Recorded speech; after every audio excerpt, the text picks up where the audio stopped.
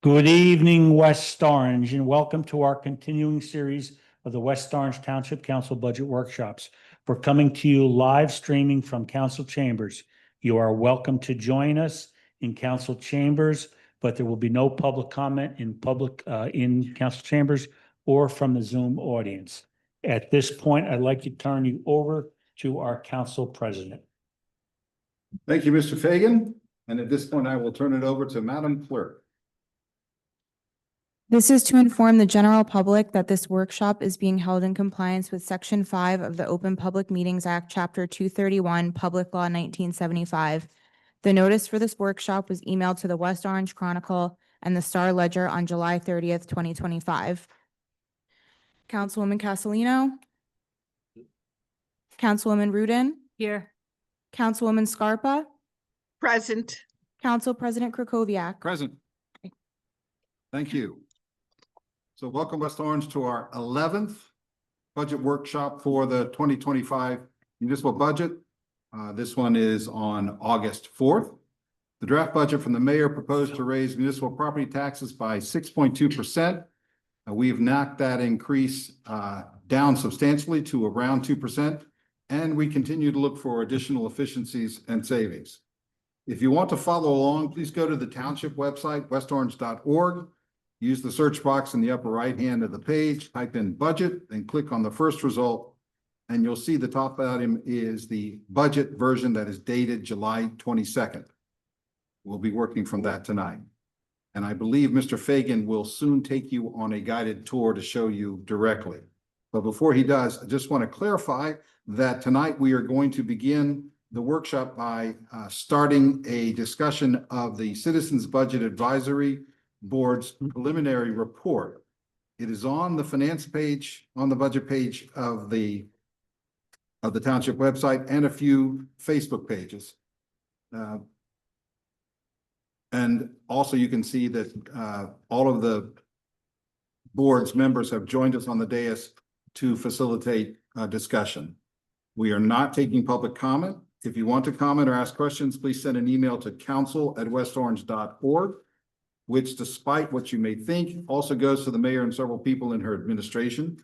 If you want to send just to the council, send it to one of us and ask for distribution to each of us. If you need email addresses, search for council on the township website. Recordings of the workshops are on the township website. You can find them by searching for video gallery. Just want to remind everyone to please speak into the microphones as loudly as you feel comfortable, especially when the air conditioning is going. If you're a council member on Zoom, please raise your digital hand so Mr. Fagan can see, and then wait until the chair recognizes you. If you see me pointing or nodding to Mr. Fagan after you raise your hand, that is my acknowledgement that I will call on you as soon as I can. When you are finished, please say so. I think we've settled on thank you at the end of your discussion. And lastly, I urge everyone to consider time efficiency in their comments and questioning to be sure what you say is necessary. The faster we carefully go through the budget, the better. Mr. Fagan. Thank you, Council President. I am going to attempt to do as efficient as a job that Mr. Detiniak normally does in showing everyone where the tonight's presentation is going to be. So if everyone would find their way to the website and click over here on the right side, department, and I think I already filled it up, Mr. Detiniak. It's under departments, under finance, and then under to the left side, budget. On the left side, budget. Thank you, Mr. Detiniak. And then it's the first click here, the 2025 Citizens Budget Advisory Board preliminary report for Township Council on the 2025 budget. That's going to be displayed on the screen here. But if you like to follow along, please follow my directions. And I apologize for not being as efficient as Mr. Detiniak. So with that, I'm going to put the budget up. Thank you, Mr. Fagan. We're going to start off with a introduction to the report by Mr. Ron Charles, who is the chair of the Citizens Budget Advisory Board. And Mr. Charles, take it away. Thank you, Council President. Good evening, Council President, council members, administration, township administration, clerk's office, and members of the public. It is our honor to present the preliminary report from the Citizens Budget Advisory Board. This report is the result of a collaborative effort by the entire board who's with us tonight, minus one member. It's driven by our shared commitment for transparency, fiscal responsibility, and a well-being for our community. We want to extend our gratitude to the town council for their support of the body of work the board has undertaken, as well as the CFO and the township administration and the clerk's office for their efforts in providing the essential data and materials needed for this report. As you have read and the public can see, this report includes immediate recommendations for the 2025 fiscal year aimed at strengthening and improving our financial outlook while balancing the delivery of services. The board recognizes this is a very tough fiscal year for the taxpayers, due in part to the reevaluation. Beyond this year, the report offers a comprehensive set of best practices with both short-term and long-term strategies designed to improve governance. I would like to note the report is preliminary, is a working document. The board worked quickly and under a quick turnaround goal for delivering the report for the use of the 2025 budget. A final report will be delivered at the end of the workshops. Tonight, the entire board is, as I said, is here to answer any questions the council or the administration may have. So we are here to kick things off. First, we were missing just Mr. Rick, Brill. who'll join us. I think he's joining us a little late. So thank you, Council President. Okay, so I'm not sure, Mr. Charles, what you wanted to do. I think you mentioned that maybe we let everybody talk in terms of what they think are items that are important to talk about, Okay. as opposed to walking through the budget presentation, which can be done by anybody who reads it. I'm in agreement. I think the board is as well. If each of us talk about one or two items, if that's okay with the council. Sure. And then we'll answer any question or any more items that you guys have particularly. So do you have any priorities? I do. I two things. Oh, good. I think it's important to, and what's mentioned in the report is the schedule, right? Here we are, mid-August, right? And we're looking for a final adoption, I think, the end of September. So that's September 30th. In the report, we talk about the League of Municipalities and NJAC's recommendation for the calendar. I think that the township should look to maybe, not come up with the exact dates, but getting very close to those dates. I'm sure the CFO and the new business manager are starting to work on that. At the county level, we're actually preparing our 2026 budget already. So I think it's important so that we're not sitting here next year, September-ish, and 3/4 of the year has gone by, and budget's not finally adopted. So I think that's something that's important for me. And the other thing was, because of my career in public safety, there was an RFP put out about 2 or 3 years ago for analysis to be done for public safety. Both, I don't know if it was just the police or the police and fire. And for some reason, it was not awarded or not put out. In the report, we talk about the overtime for the police. And when you look at the overtime, the public may think that $1 million, $1.1 million is a lot, right? Certainly the number is large, but how does that compare over the trend of 3 or 4 years, right? 5 years, right? It could be lower, right? Getting us the data was a little slow, but now that we have the data, it's looking like the 1.1 is about what they spent over the last couple of years. That means probably a few dollars less.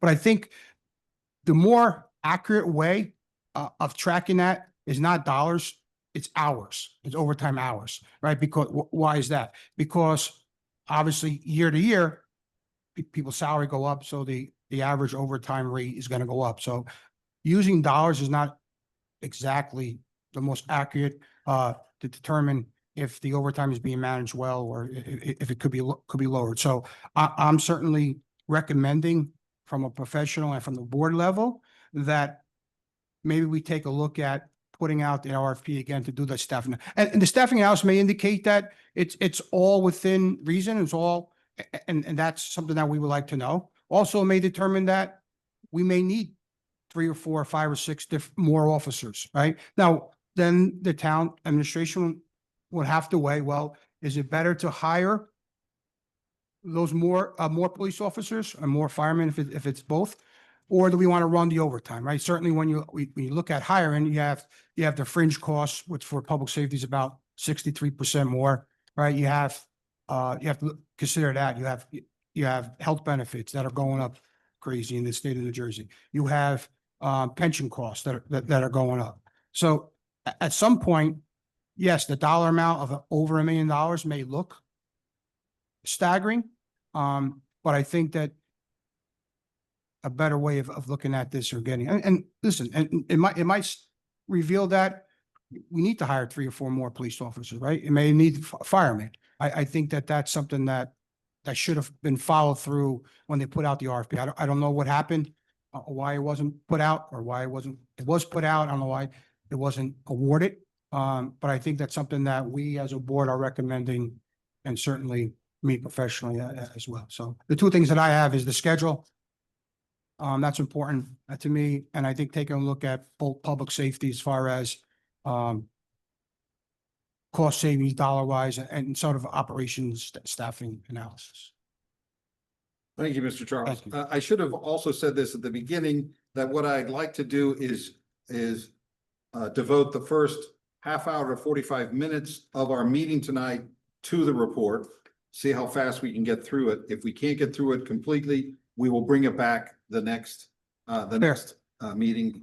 I realize that might represent a bit of a difficulty of getting everybody in person here, but we do have a full schedule of budget related topics. So I just want to let you know, if I cut us off at some point, it's just because we need to get on to other things. Okay. So Ms. Bennett, would you like next? Sure, Okay, please. sure. So I think if I were going to highlight a couple of points for the council to pay close attention to, I would direct your attention to page 8.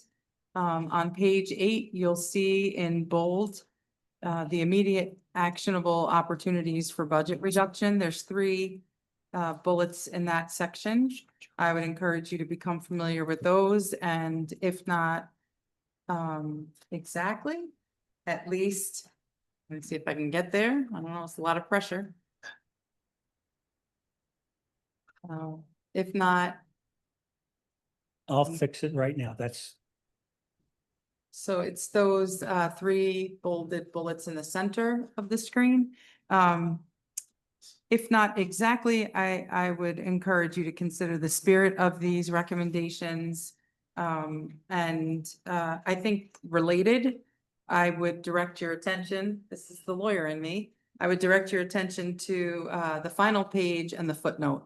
There's one footnote in this document, but I think it's an extremely important footnote because I think it tells the tale that needs to be told about how salaries have impacted. You want me to get there too, Joe? Whatever you want to do. Try to get there. You got it? So on page 14, you'll see a footnote that talks about what the 2024 municipal salary ranges are for several of the key leadership administrative roles. And you'll see across the board and without exception, each of the director or, director level roles, we are exceeding in excess what the typical range is in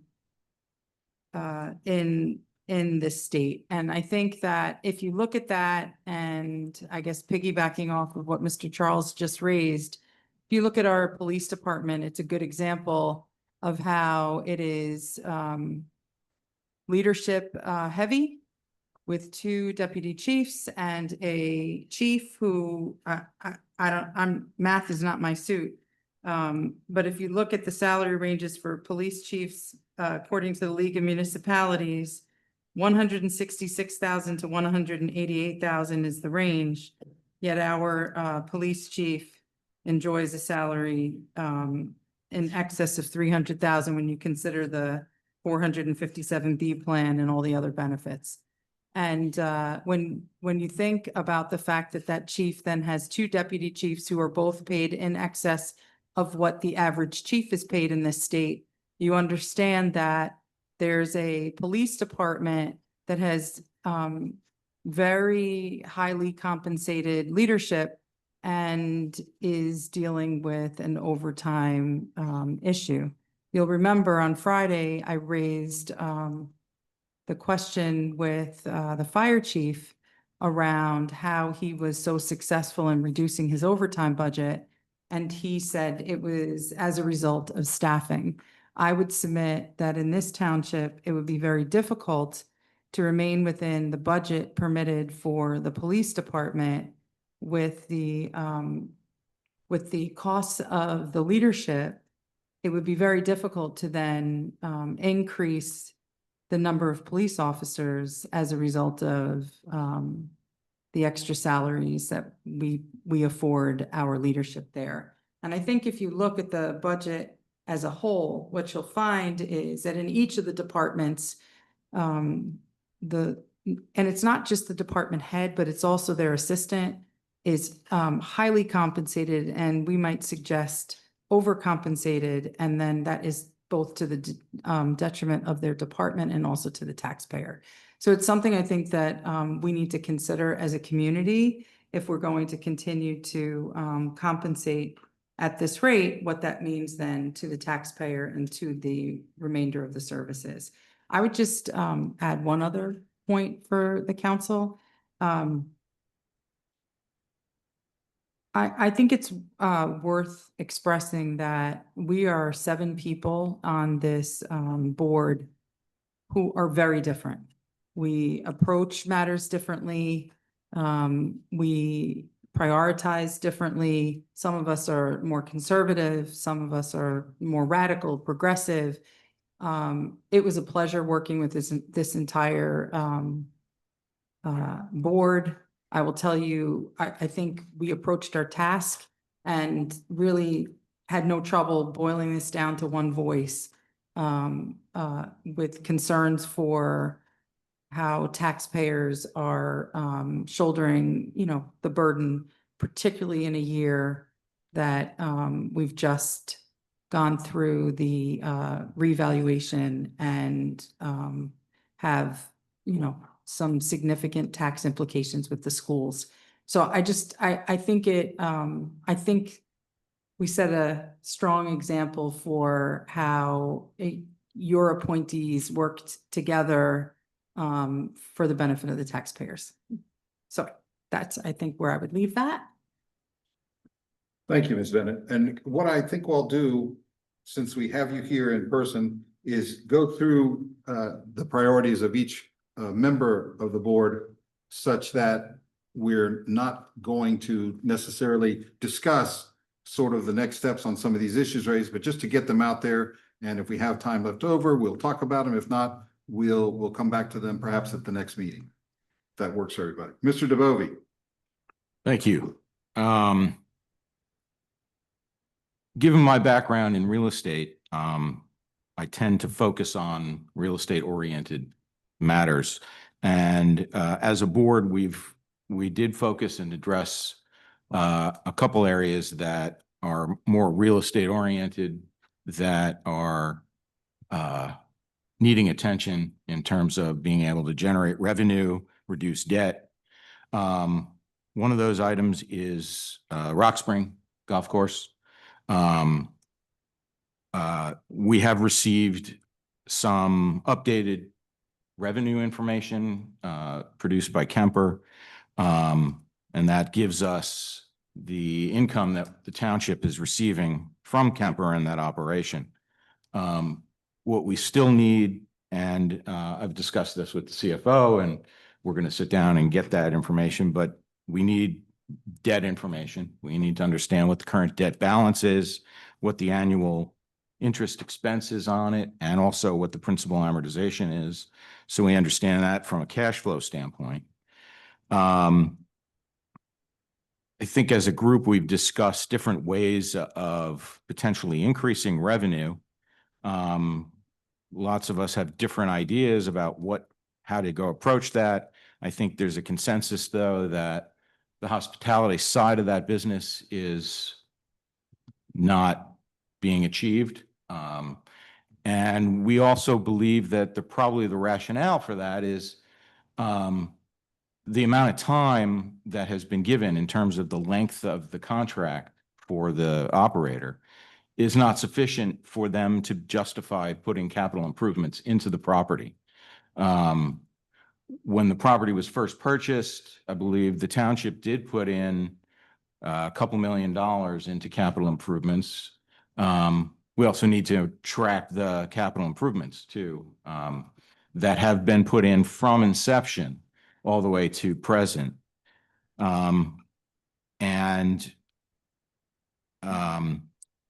What also needs to be addressed is putting out an RFP for, because the contract is up soon. I think there's a year left, or maybe not even. And putting it out an RFP so that we can have a competitive process, which competitive processes, I think, are essential for the township's operation of its business, because when you avoid a competitive situation, without the competition, there's less reliability in what you're being presented by whoever's been selected. And we've seen that with the downtown, and which is the other project that I think also needs to be addressed. And I think everybody realizes that. We haven't really gotten into that in depth in the report, but that's a much more complex situation, obviously. But as far as Rock Spring goes, we do believe that there are opportunities to enhance the situation there and enhance the cash flow and revenue generated for the township. And we'd be looking to put out a longer term period for any operator so that they can amortize it and justify the expenses put into the property. That pretty much sums up my perspective. Thank you, Mr. DeBelvi. Mr. Litwinoff. Thank you, Council President. As McCollum said, we've each brought to this committee our own specific areas of expertise. As you may or may not know, I'm a CPA licensed in New Jersey since 1972. I've been the chief financial officer in the C-suite of the different corporations over my career and have done numerous budgets and other analyticals. Not to be redundant, and in the interest of time, I just want to repeat one of the things that McCollum started to refer to, which is on page 8. It's the second highlighted item talking about the IT departmental budgets.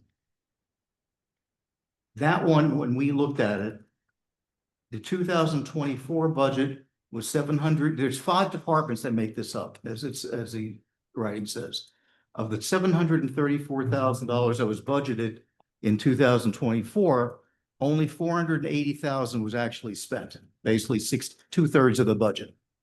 Yet the budget request in total for these 5 departments rose again to $676,000, almost $200,000 higher than actual spending. It's a lump sum number, and you as the council people need to really drill in and have that explained as to what the details are. Airball numbers are very hard to justify and very hard to support, and that's what you have here. I'm going to jump over to the other thing, only one other thing that I want to point out. Page 10, under financial planning, item H. We were asked by this council to take a look and see whether or not there was an advantage or a reason to pursue a forensic audit. And being the CPA, I spoke to several accounting firms, came up with different ideas on it. And this is a summary as to where the thing shakes out. Now, as Mr. Tiniak knows, and it's registered as item 123-25, It's the corrective action plan for the fiscal year 2023 annual audit issued by the outside accountants. It is a 33-page document highlighting deficiencies and things that need to be worked on. That in itself suggests that a forensic audit is appropriate, and we should be going forward with it. You can see the numbers. I'm not going to repeat them, but you can see that the ranges of cost on it. There was a number early thrown out that it that this type of audit could cost upwards of $1 million, and that's just, that doesn't seem to be supportive. But one of the other things that the forensic audit would do, in addition to surfacing any problems in the back, is, as it says at the bottom there, it's a review of internal control systems. That's the benefit that I believe West Orange needs in order to better monitor what's going on within the financial structure and administrative structure of the township. Thank you. Thank you, Mr. Litwinoff. Mr. Alger, please. Thank you, Council President. And I want to thank the entire council for creating the board in its current configuration. I think this is my third year on the advisory board in one format or another, and it's really the first time that where things have been structured in such a way that our work actually has a chance of being integrated into the budget. In the past, we've just, met a couple of times, and there was never a structure if we did have recommendations to put them forward. I agree with what Michaela was saying about us coming from different perspectives and, yet all kind of speaking with one voice on this and, finding a lot of commonalities. Personally, things I feel more strongly about than others, there's a few in here, and making sure Rock Spring is taken care of sooner than later is definitely one of them, because we need to be cognizant of how quickly that contract runs out and how long it typically takes to get RFPs out there. I think we all agree that we could be doing a lot better there with, everything from a restaurant to weddings to a small boutique hotel, not dozens of rooms, but something that would handle a wedding party and make it a destination because it's such a beautiful site with such a great view. Couple of, coming from my school board background, a couple of our recommendations near the end of the financial planning section about budgetary line items of significant dollar amounts needing to be broken down into more deeply itemized requests, and using that explanation for significant increases, decreases area more often, points I and J at the top of page 11 there. We would see this on the school board too, where there would be some large items that just didn't have justification for them. And often it was because the way these systems were created in older computer systems, maybe decades ago, that there were leftover line items and things had to be put in those line items because there wasn't an easy way to put them in other line items. And I think $600,000 for auto parts, if that's the right number, I think is a good example of this, where there's probably no better way in the current system to break that down into its more component parts. But having that attached to the budget somehow in the notes, probably in those Excel fields for the explanations, would probably go a long way to resolving some of the questions and answering them ahead of time and saving time. I think one other thing I want to highlight is our top recommendation in revenue, about hiring a town planner to lead the planning department and facilitate smart development, increasing revenue for the township. And coming from the planning board side of things and seeing work product and seeing from going to League last fall and attending some planning sessions, what's out there and what's being done. I think there's a lot to be said for having a body in this building 8 hours a day, 5 days a week, running planning, taking point, and really understanding our town and not being spread around other towns, being able to understand the requests that come, whether it's from council or whether it's from Downtown Alliance, which I'm involved in as a volunteer, begging for ordinances that we badly need to help improve our downtown and increase revenue and increase the value of West Orange for everyone. And I think it's a very important position that's currently missing for us. And I think those are my highlights. Thank you. Thank you, Mr. Albert. I can see that there's a couple of members still not here, Ms. Bear and Mr. Brill. So I guess we can move on or from that, and I guess they could come to another workshop and plead their case, as the case may be. I'd like to just come back to Mr. Charles. You had talked a little bit about the budget process schedule and then also about the looking at public safety and overtime. As everybody, I think knows, we got the budget, we, the council, got the budget from the mayor very late this year, April, I think it was 14th.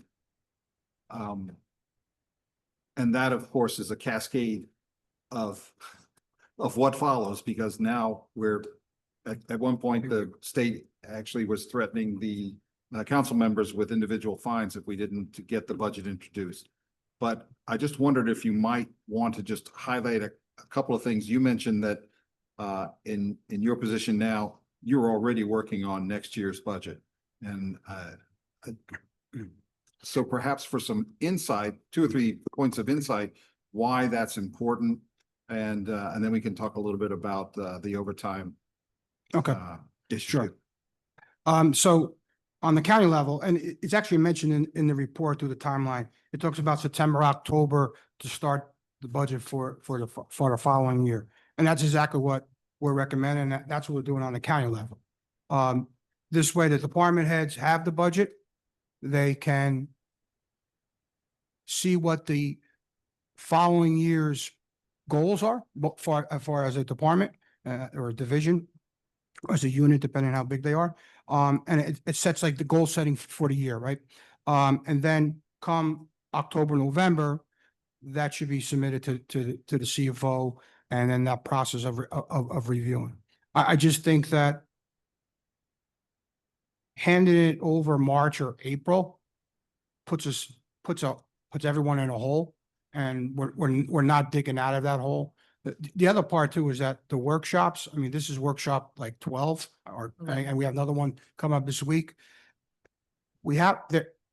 There's a better process to that, if you actually, than me, Might be the most important words anybody says at our workshop today. And I mean, on a county level, we do each of our workshops are, I get it, they're 20, 25 minutes long for each department with the commissioners, right? So maybe that could be done over 2 or 3 days, or 2 or 3 meetings, as opposed to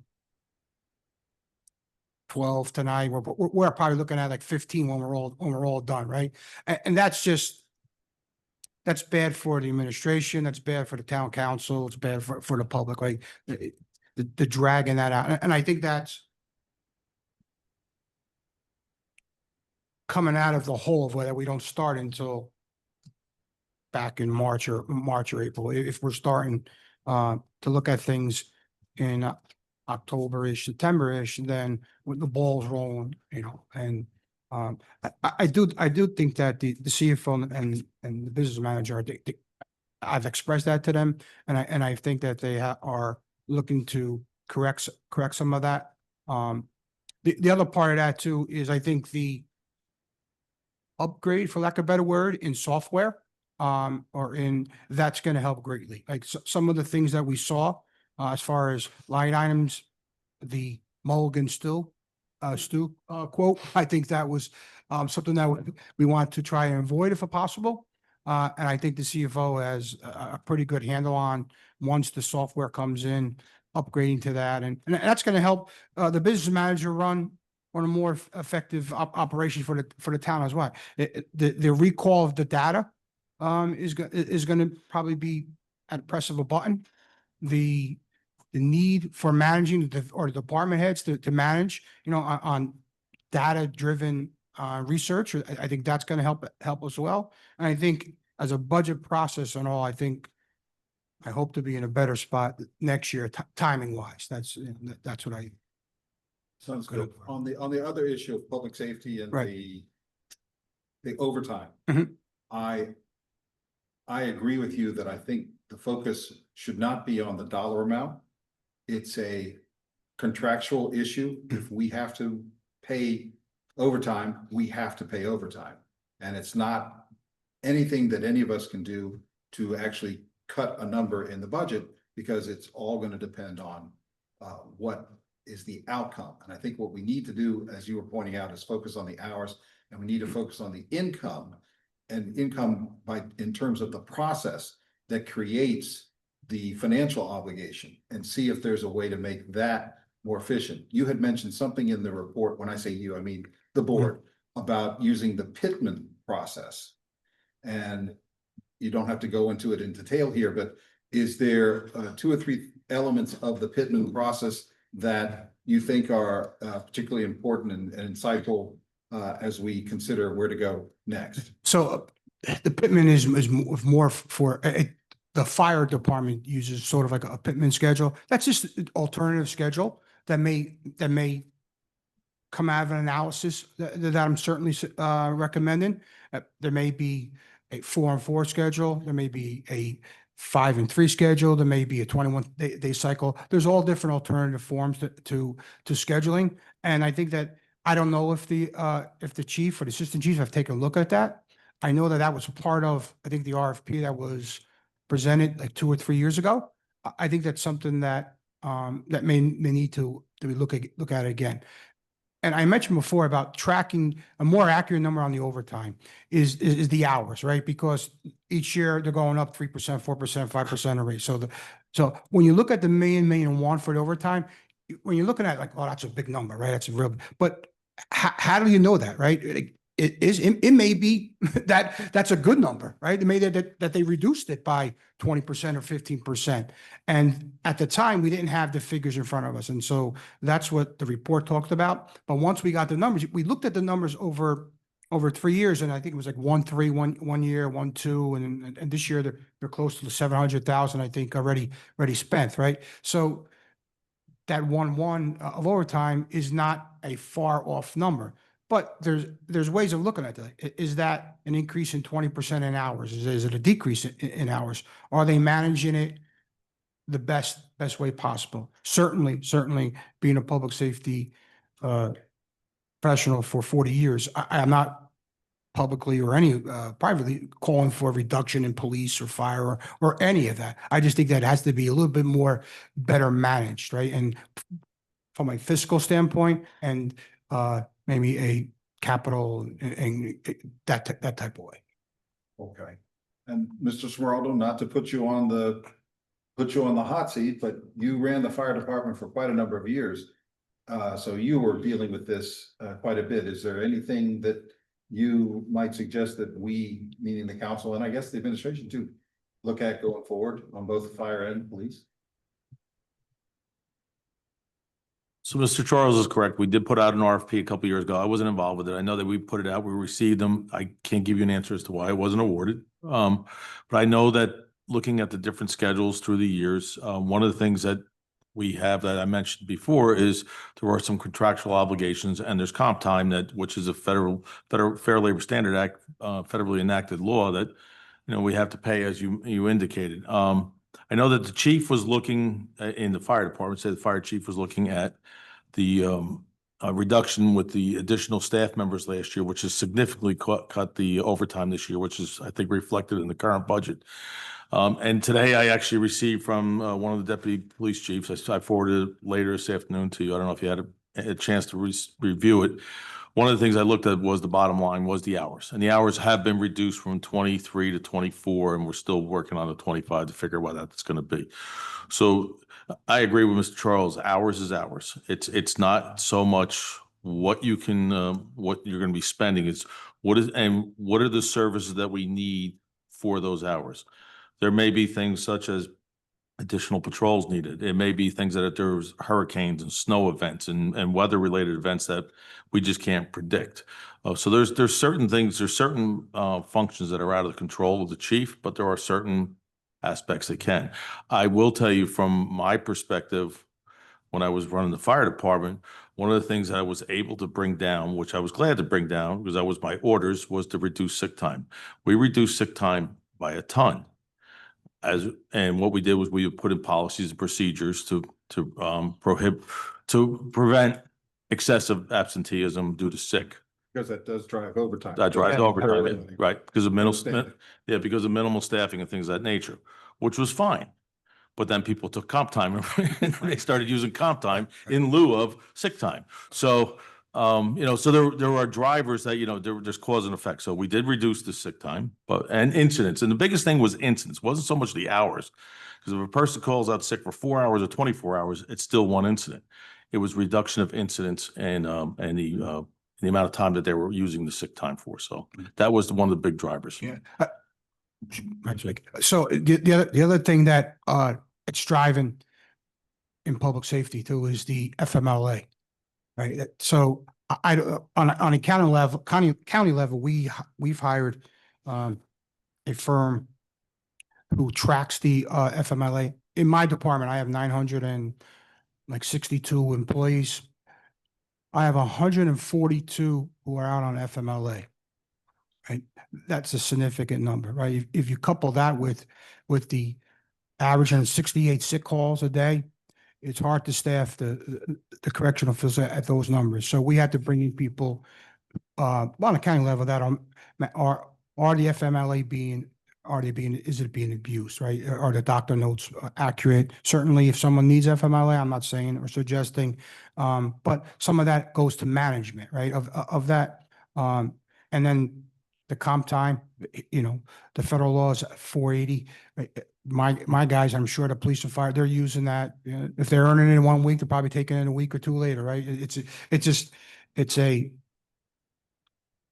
hard management of personnel, both on a public safety level, but I think that managing that and knowing the numbers, I think that's important as well, right? Because listen, there may have been an incident, like, God forbid if we have another COVID-19 incident, right? That's going to drive up the overtime hours or for a lot of things, right? But I think that when you ask or look for that, right, those things from a chief or assistant chief or command staff level, say, hey, listen, we're over 22% this year of overtime, or we're projecting over 22%, but 19% of that is because of X factor or C factor or whatever. But knowing that, I think that's the management tool that maybe we can fine tune, and get some of that to be pulled in line. Thank Mr. you. Serrato, can we pull together all of that data right now in terms of the source of overtime among some of the items that you and Mr. Charles? I would have to ask the police and fire chief. I'm assuming that the fire still has that kind of data because like he was saying, one of the things is there's contractual obligations such as personal days, sick days, vacation days, and actually for even some of the older, more senior firefighters, is seniority days. So those are contractual obligations. So I'm sure they have that fairly readily available, and I'm assuming that the police have it, so I can ask them to see if we can provide that data for you. So. Mr. Ziniak, is any of the new IT coming in? Is that going to help us with that? With this particular issue?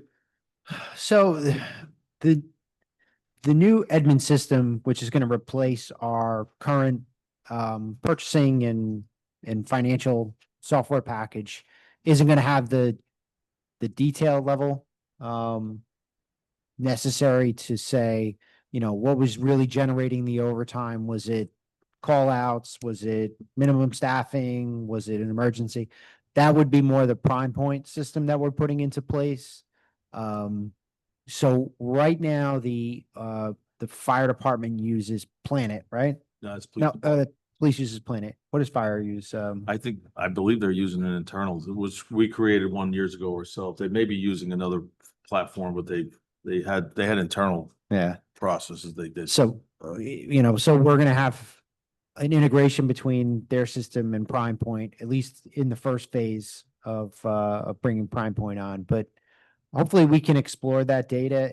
And I mean, I've talked to the police chiefs. I think they can give us that information of what generates that overtime. But I mean, I'll echo, it's a worthwhile and a necessary exercise to see what's generating and what are the solutions versus, just saying to cut it. Like you said, you can't just cut it, but what can we do from a staffing perspective? What can we do from a scheduling perspective? Like you brought up Pittman.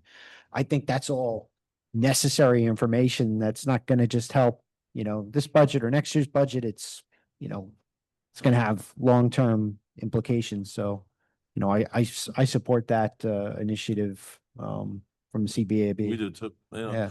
The administration is always on board with, whatever we can do to save time and, one of the big things too is when people are out and they're sick, we want to get, make sure their well-being is there too. They may have been injured on the job, when we have a lot more people, if we put our staff that is working, we're working them harder so that they're more prone to injuries and more prone to, being on the job a lot longer. So we want to see them, we want them to operate as efficiently as we possibly can. The one thing I will add, and I've done it with Prime Point, and I know that it's been used this way. I mean, you can label the type of overtime, so you can say it's a short shift overtime, or you can say it's a holdover overtime, or you can put all the fields in place. You just have to track the data properly, and whoever's entering it on the fire side is going to have to, or police side is going to have to make sure that those fields get utilized. But it's certainly possible, but it's going to take effort between us and the other departments on how to properly track and utilize it. I'm sure internally they track, but I mean, what gets to us when we process overtime for, each biweekly payroll. Councilwoman Scarpa. I was going to ask the question John Detiniak just answered. Can't we assign some kind of codes and then sort them like you do on an Excel spreadsheet?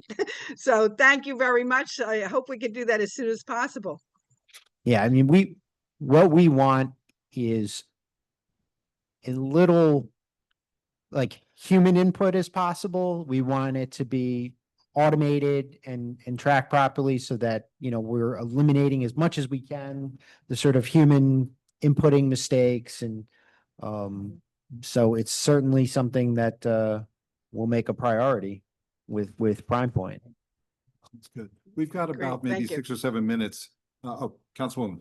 I'd just like to move on to a different topic because some of this is long-term analysis that we can't really impact right now in our budget hearing. So if I could move on to like what we can do that's relevant right now. Sure. I was going to, I think this is great because the report itself, which is very insightful, it's not as deep as we need to go to try to realize some of the expectations and suggestions in the report. So I like this being able to talk about it, and I hope we don't have that much more time to come back to this at our next workshop. But I wanted to follow up with Ms. Bennett because one of the things she mentioned was the market survey of salaries and compensation. And we appear to be, significantly over in a number of director levels, and compensation is notoriously sticky upwards. You hardly ever hear of anybody actually being able to reduce the cost that you're spending either at an organizational level or at an individual. So I just wondered, have you guys had a chance to talk about how we do this other than when the person leaves, we reduce the salary ordinance so that it doesn't happen in the future? But I just wondered if you guys had any thoughts about how to actually effectuate this. I'm gonna try to be the kinder, softer, and gentler Michaela Bennett right now. Well, thank you for the question, Council President, because I did want to come back. I do think it's important. That footnote on page 14, I think we should all be thinking about that as a symptom of a larger problem. So I know in my own household and my own place of business that we have to be financially frugal, live within our means, budget when we need to. And I know of no place except West Orange where we pay exceptional rates for substandard performance or qualifications. And I would suggest that that's what we do here, and that needs to be considered. And administrations put the leaders that they choose into positions. And look, there's a fast and easy way for the taxpayers of this town to make sure that we pay market rate rather than a premium. And, you know, in my mind, that would mean a change of administration, but I think it's most important to just come back to basics and understand that financial wellness and the need for a forensic audit. I'm so grateful, Phil, that you raised that, because it isn't the got you opportunity to figure out who spent what and where that I think is the real value for this township to go through the undertaking of the forensic audit. I think it is the deterrent impact and the ability to understand where to focus our corrective actions.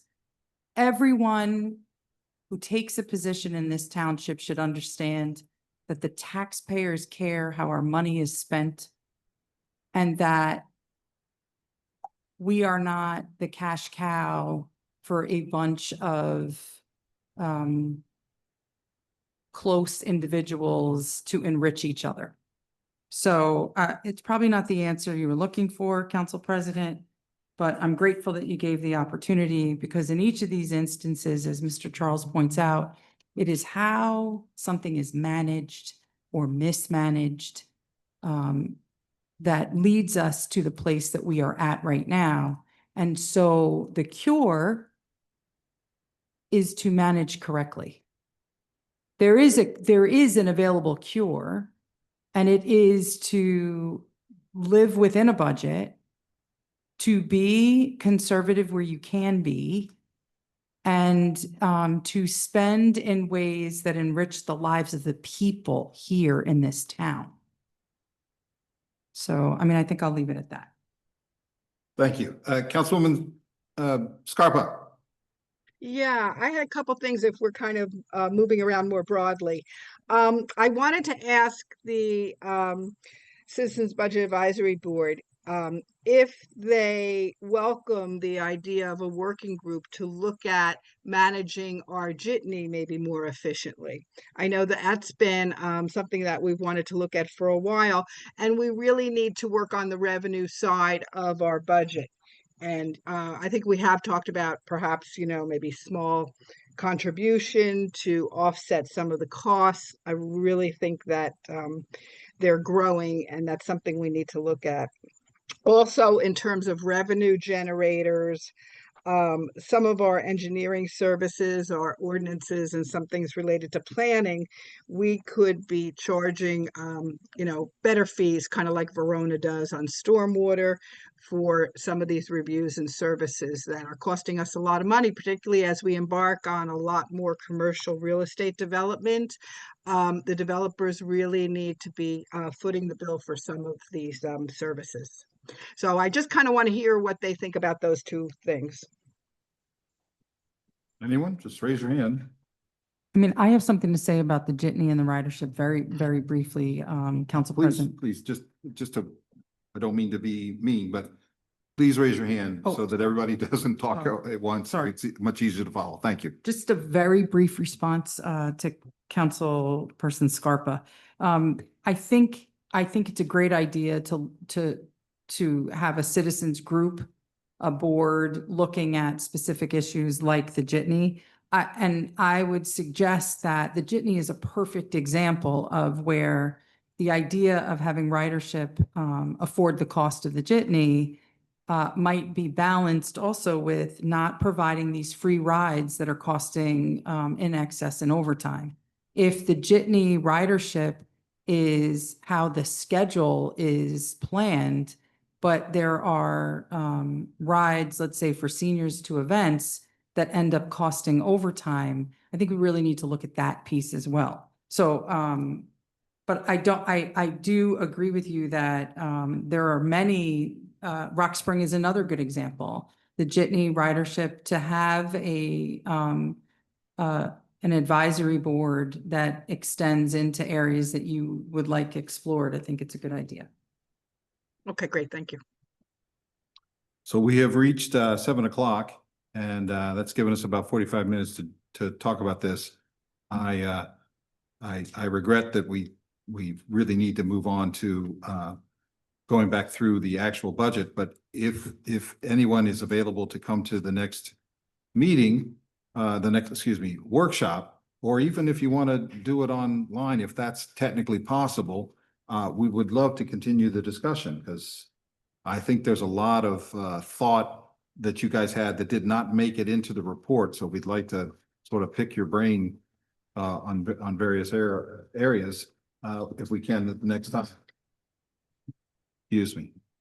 Sound like a plan? Yeah, I'd just like to know who is staying today. We haven't discussed that yet. Okay. But it's a game All right. time decision. All right. So I'd just like to kind of ask for your help because, you know, we're up against department heads and nobody wants to cut anything in their budget. And one of the big issues that we have discussed and that you have recommended is OT. And on that, there is a significant pushback in getting that. So I'd like your advice tonight when we deal with that on how to deal with that considerable pushback and whether or not it's advisable to push back on that pushback.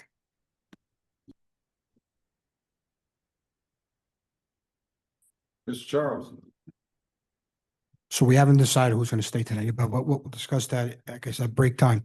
One of the things I think, being as the department head of the county, that I would suggest both to the administration and the town council, when you're looking at a department's budget, I think it's very important to have the department head here, because he or she may have some significant expertise or knowledge that people in the room do not have, a particular item. It's easy to pick and choose some of the low hanging fruit per se, but that may be crucial to his or her operation. I think to be fair and balanced, the director should be here, right? And they should have, I know the clerk last week, or the meeting that I was here, the clerk, she explained why she was against cutting the budget, her overtime budget, even though it was a significantly low number, in my opinion. I think it's important to have them there because they may be able to articulate why the overtime has been high, why it's been high for that particular year, and why they need the money. And, you know, eventually, I think the administration and town council have to make a decision on lowering it or not. But I think it all goes back to also having them here and to managing the overtime. If we're talking about overtime, you know, the way it's managed, right? If it's just willy-nilly, you don't know, right? You don't know. Maybe he or she's doing a great job of running the department. Maybe that person, the overtime, if he's not managing it or she's not managing it, should be 2 times that. But I think the tracking of the data needs to be better, right? And that's a significant improvement. You know, we may be having a recreation department who should, the overtime should be tenfold, but he's doing a great job of keeping it where it is. Or it might be worse. He may be spending 20-fold when he could be managed a different level. So I think that one, having them here is important, okay, to explain that. And 2, the tracking of the data or the analytics of that is important. That's all I have. Can I just add to that?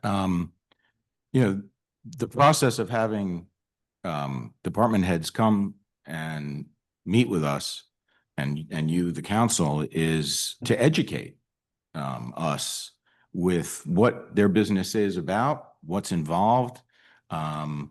It's not to point fingers. It's not to place blame.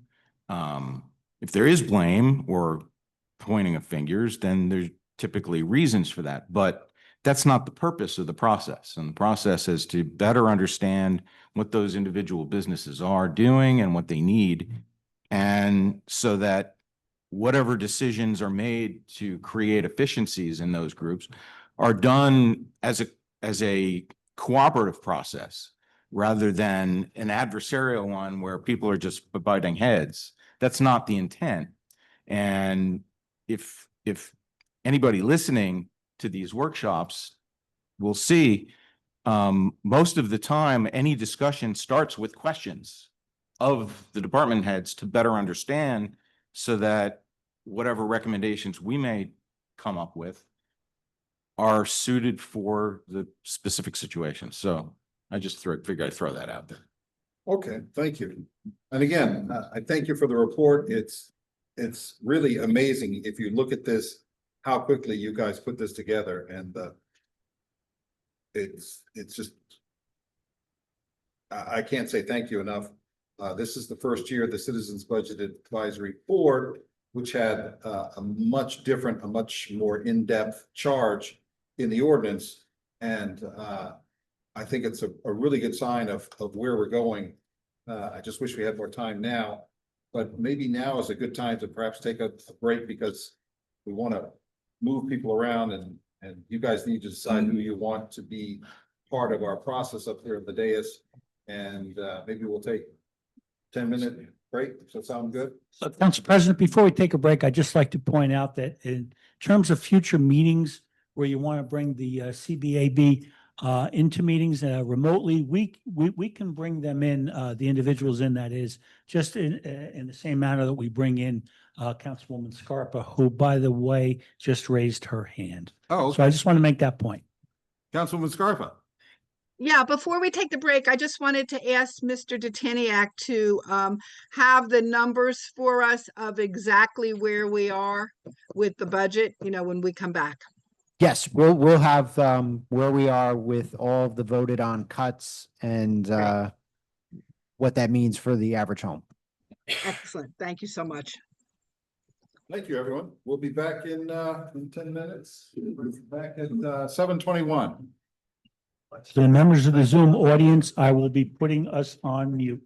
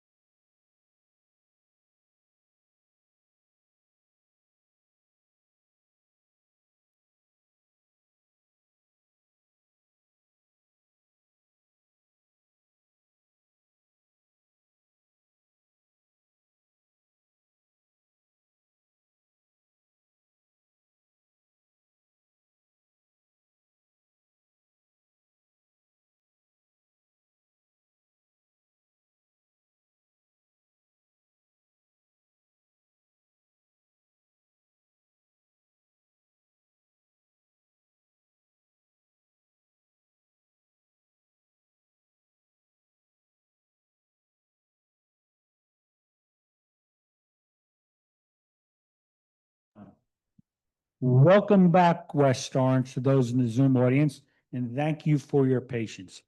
We are going to resume the budget workshop, and at this time, I'd like to turn the floor over to our council president. Thank you, Mr. Fagan. We are waiting for Mr. Detiniak to complete his IT preparation from having to move from his previous spot on the dais. And it's quite important because we need to have that data up on the screen.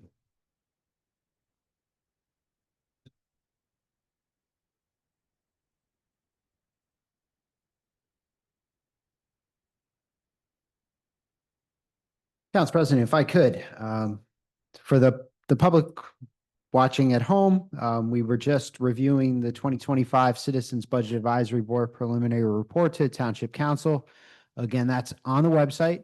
Go to West Orange, go to the Finance Department and the Budget section, and you will see the Citizens Budget Advisory Board preliminary report. But now we're moving on to the municipal budget as of July 22nd, 2025. This is the document we've been using for the last few budget hearings. Before we begin, I wanted to just do a recap of where we were when we introduced at about I'm going to go to my Excel here.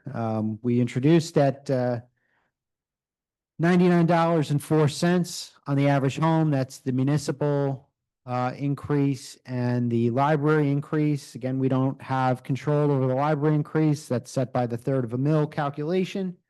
But for all intents and purposes, the municipal purposes increase includes it.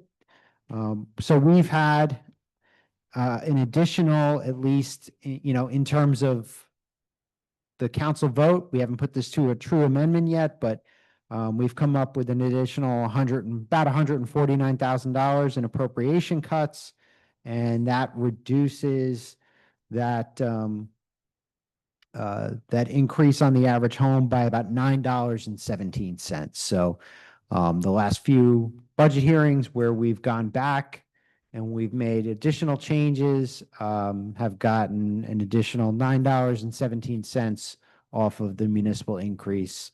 And again, it's about $149,000.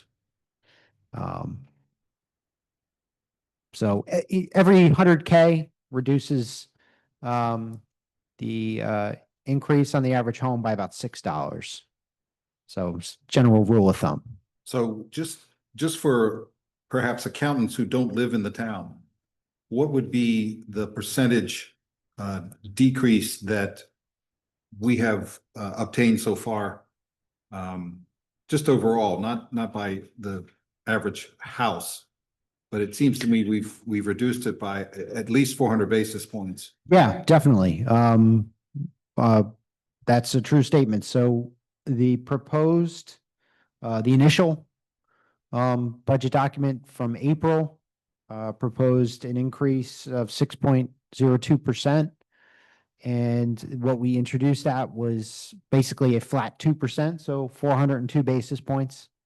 And now we're sort of chipping away with these additional cuts. So from where we were in April to what we introduced at on July 22nd, we've gone down 400 basis points on the municipal increase. So we were at $243 on the average home. We went down to $80 on the average home. And with the amendments, proposed amendments, we're now down to let's say $71 in the average home. Councilman Scarpa, does that give you the information you were looking for a little while before the break, a little previous to the break? Does. I thought we were at 6.4 originally. I didn't realize we were at 6.02. Did I hear that correctly? Yeah, so what we introduced that was, what we started at, our first iteration was 6.02%. Okay. And now what is our overall? Where are we? So we started at $243 on the average home. No, I mean on the overall Increase. decrease. Are we down to 2%? Are we down to 1 point something percent? Where are we? We're 2% at this point with the We're at what? proposed amendments. We're at 2%? below 2%. Below, okay, you don't have the exact number? Well, say, That's what I was actually looking for. I actually am keeping tabs on where we need to go to get to 0, if you want to know my thinking. so if you want to get to 0. Oh, what am I doing? There we go. What's the dollar amount that we need to cut to get to 0 71 at this divided by point? 6. Yeah, you're looking at like 1.1 million. We still need 1 million. Okay, Yeah. all right. Councilwoman Rudin. So I just wanted to say that so far with all of these hearings, we've saved the average taxpayer $172 in taxes through these hearings, and we hope to save more. Thank you. All right, Mr. Detiniak, you have the con back. Thank you for that update. Thank you.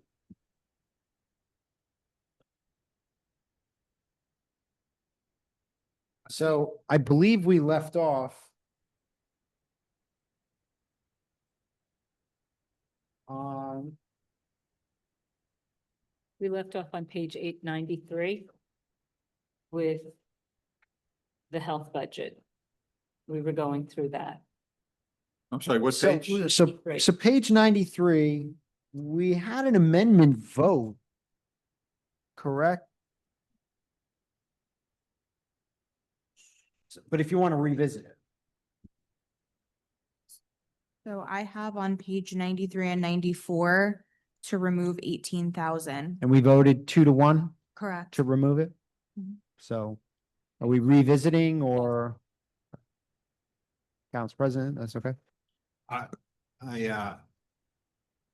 don't think that I have any other power or authority than to just reopen and come back. We can do this if that's what you were asking. Yeah, we were just there and Councilwoman Rudin has expressed an interest in further discussion. If this is the correct page, I think we should move ahead with asking Councilwoman Rudin to tell us what's on her mind. Okay, and also we have Mr. Fonzino here. So did you want to present before I make a request?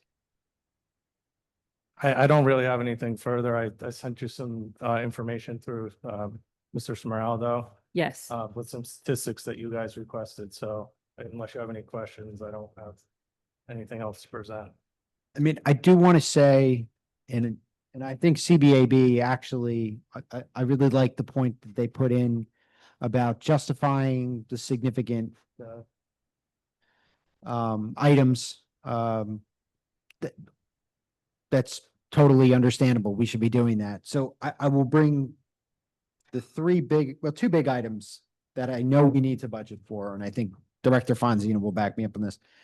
In the Essex Regional Health Commission, we have a $20,000 contract for the health officer. We're gonna need that 20,000, correct? Yes.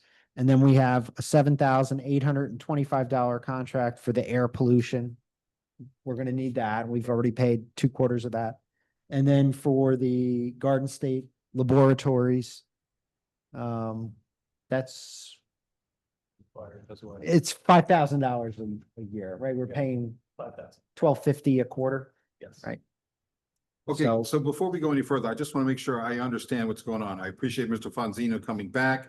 He sent us a memo through Mr. Smeraldo talking about the rodent elimination program on properties in the town that are either owned or operated by the township. Did I get that right? And it also had data on the complaints that have been made about rodents. That's correct. Okay. What I gave you, the data I gave you was townwide. And I indicated in the memo, it's very hard to drill down on township owned properties with the software we're currently using. But going forward, we have a parcel-based software, so it'll be a lot easier. I know that doesn't give you the information right now, The other thing to consider, and is hard to really track, is, I could be on a home, a 123 Main Street, I'm just making that up. And there could be a stream adjacent to that property that is having a problem with rodents, that we then in fact would be able to, exterminate or, put bait as a proactive approach. But I couldn't necessarily track that parcel of land. So some of the data is hard to really drill down on. So I did my best to give you what I could give you. The numbers are, at least for me, were eye-opening. But I just wanted to make sure we put everything in context. Now, Mr. Detiniak, you just started going through some line items for the budget. Right. And I'm just trying to get a context of why we're going through them, unless you've already had a conversation with Councilwoman Rudin. And so you guys are, trying to push the information out so that we can all figure out what's going on and what we need to do. Is that Yes. what I heard? Because I think you mentioned 3 different line items. Yeah. Okay. Yeah, so, whoa, we're going too far for the public. Sorry. All right. So the reason I highlighted is because I think it's good that we came back to this. I would say we have to put a little bit more money back in here. Because I think we took 18,000 out at the end of Friday. And that would leave us with, and you guys can do the math if I'm doing it wrong, 31,684.63, right? We took 18,000 out. Well, I'm saying contractually, we need to have 32,825 in here. For just the health officer, just the air pollution, just the laboratory, right? Right. So that's like a bare minimum to pay our, and I'm not saying just leave it at 32,885. I'm just saying bare minimum to pay those contracts. We have to have that in there. Right. So I think we need to course correct and, we have these contracts whether we like it or not. We've already paid half the year on them. So I'm saying we need at least the 32,885 in there to pay these contracts. Okay, so just to put it in context for everyone, at the last budget workshop, I believe the council voted 2-1 to take out the $18,000. Do I remember that? Yeah. Okay. And now Mr. Tiniak is coming back and saying we actually need to put some of that money back now. I would say put it back. Okay, so I'll get to you just a second, but I just want to understand where we're coming from. And then the partial issue, I think, is you have to have more votes to put money into the budget than you do to take it out. So do we have a quorum of 3? You need everybody to agree. Yeah. Okay, all right. So for that context, now I think we need to go to Councilwoman Rudin so she can carry us from here and then you guys can respond. Is that? Yeah. Is that- okay. That's what we've been doing. Yeah. Okay. Okay, so I just want to go through these line items. For printing, we have spent to date 319, or the department has. And Line item 030. 030. Okay. For Essex County Regional Health, the ask was 35, but they actually need to, just as Mr. Detiniak was saying, they need to have to cover air pollution license health official, and that's 27,825. For the laboratory contract, that needs to stay where it is. The office supplies, which is 110, they've only spent 189. And for e-cig enforcement, they've spent $489, but it does not seem to be for e-cig enforcement. It was for Amazon orders and business cards. So maybe that can be reapportioned somehow. So the total that has been or needs to be spent is 28,822. And we initially had a budget of 49. So it's the difference between those two that should be the actual budget. And I have to just do that math.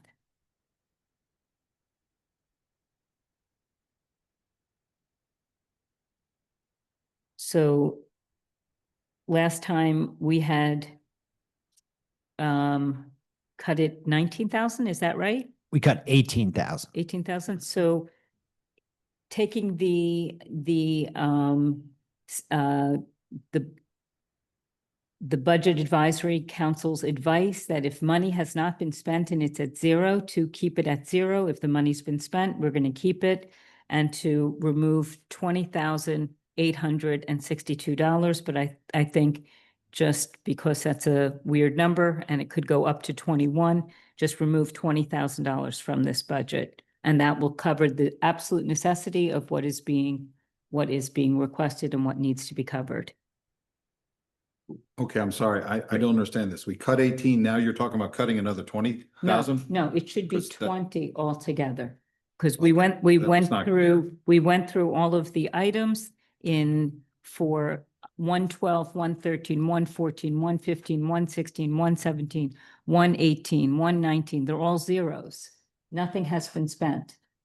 So, and there were budget requests for each of these. So I'm asking to take out all of that. So that's what it seems like the amount should be.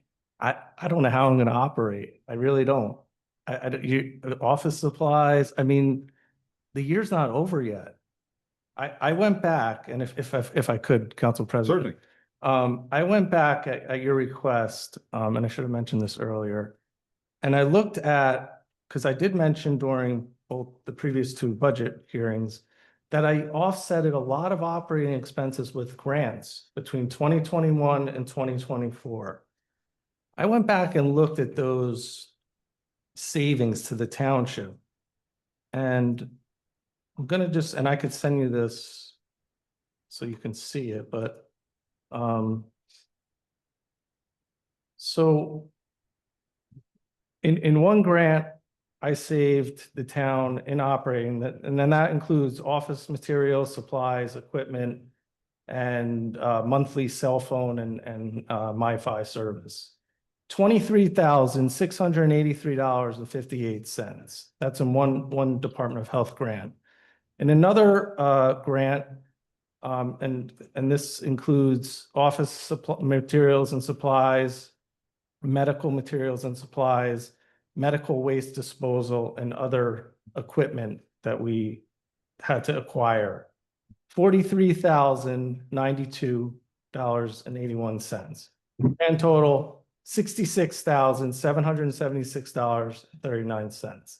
So I was trying to do the right thing and saving the township the money. Now I'm being penalized and being cut for trying to do an offset with grant money, the fiscal responsible thing to do.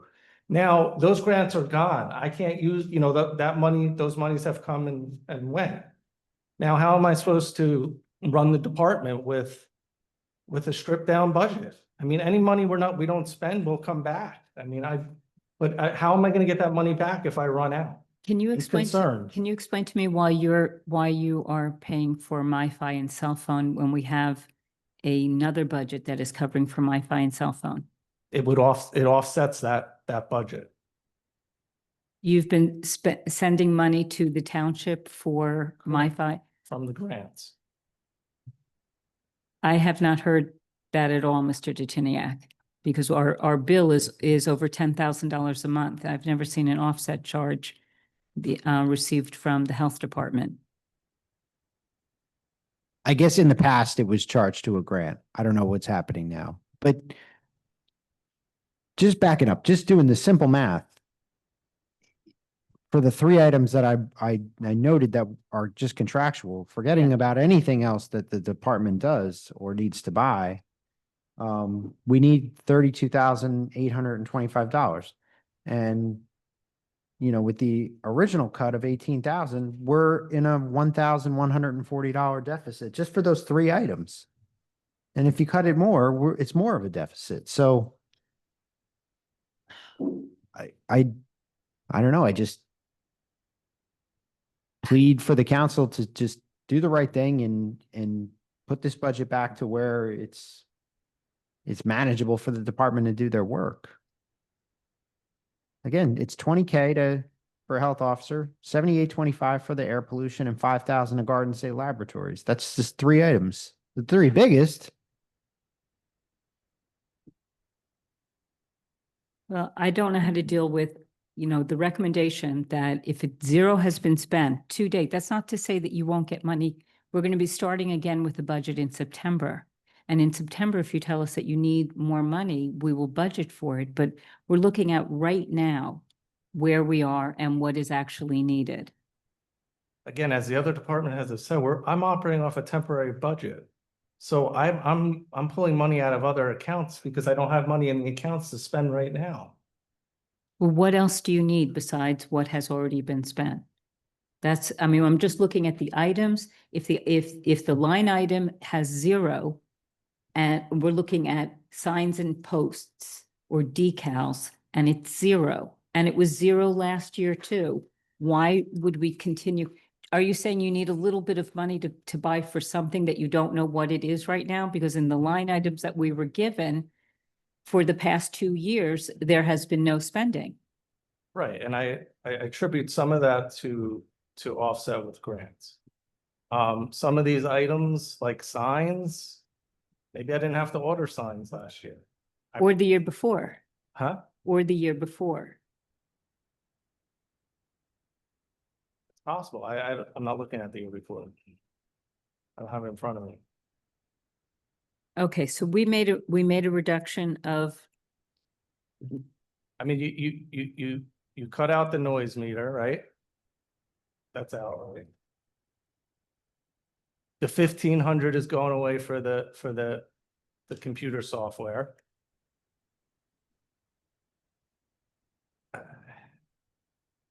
I don't know what else. well, What- we have what- a very what- large IT budget, so wouldn't that be covered under the IT budget? I don't know. It was always taken out of my budget. So I can't speak to that, Mhm. but that software is no longer, that's going away. We're not going to be renewing that maintenance contract.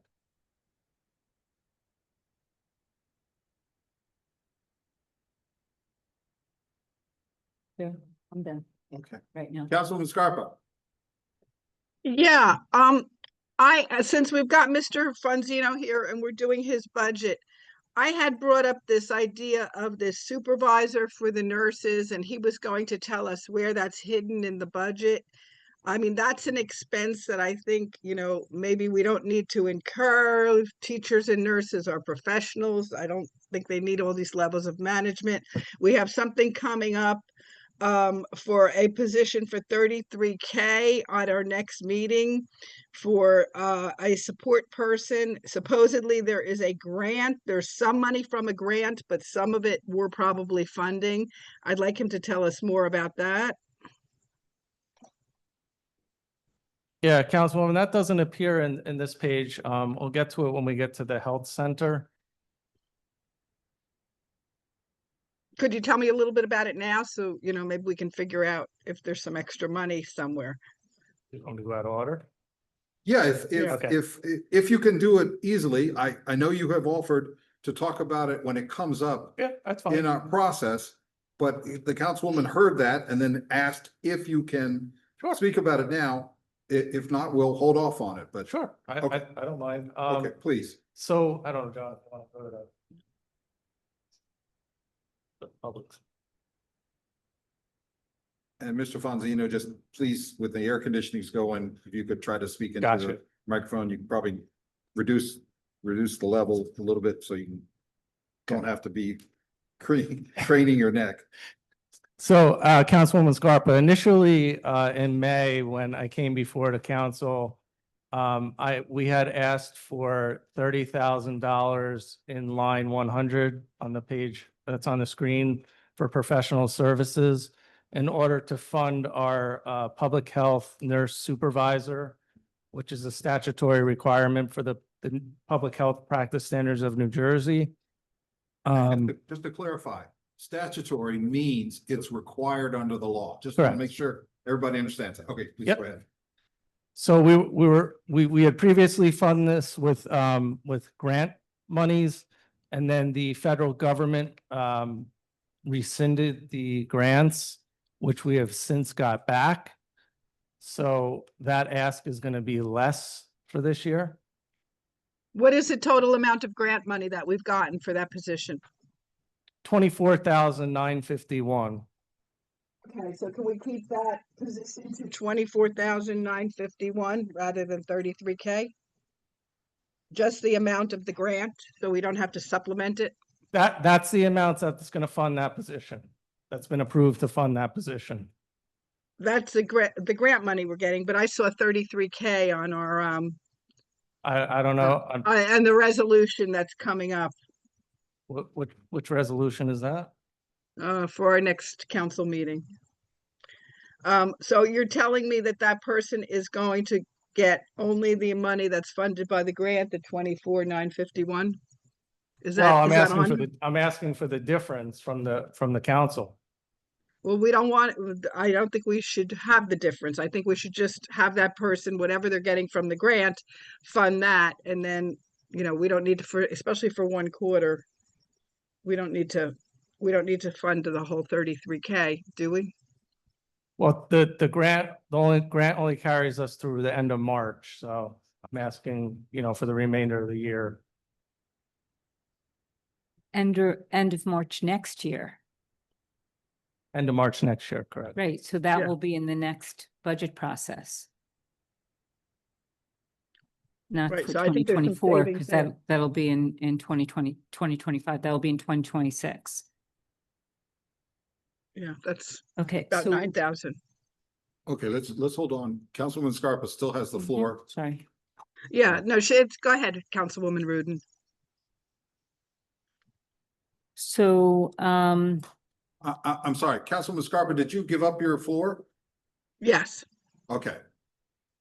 are Councilwoman- you applying for any more grants to cover some of the expenses that you got covered in the past? So we have made application for one other grant, but it's strictly to fund salary and wage and a Mhm. professional service agreement. Are there other grants that you can be applying for? Not at this time. Okay, so how much are you losing from grants? That has been covered up? Out of that now? 30,000, the grant will cover 24,951. Okay. All right. So I guess we should go back and look at this. We had talked about your request for rat control. And I read the report that you gave, and I think you hit the problem right on the head, which is that we don't know this amount of money is intended for public property. And we don't know by your report whether or not the rats are on public property. You said that there were no rats in town hall, there were no rats or outside town hall, no rats at the library. I'm not sure where else the rats would be. They're not inside the building, that I know of. Well, I mean, hopefully not.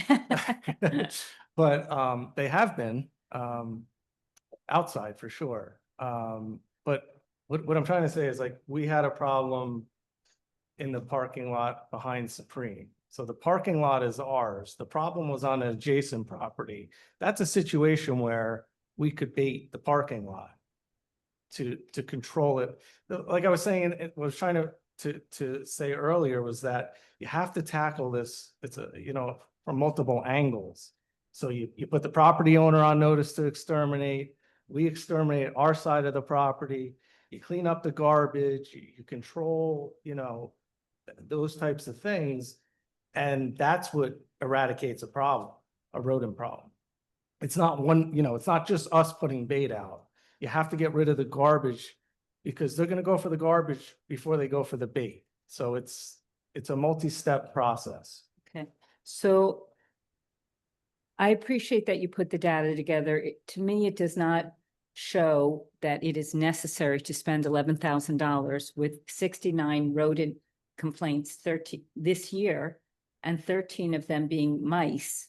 Mice just live in our area, and we have a lot of feral cats that may be able to eat the mice. It doesn't seem like a lot of complaints, and we don't even really know that this is happening on public property. So I would not be in favor of approving that authorization without better data going forward. So that for sure, I would like to remove. As for the rest of that, so that takes out $11,000 from that request, leaving us with $38,000, of which you're saying 32 are absolutely necessary, Yes. contractual. So why don't we split the difference? Because I'm seeing only zeros in these categories, almost all the way down.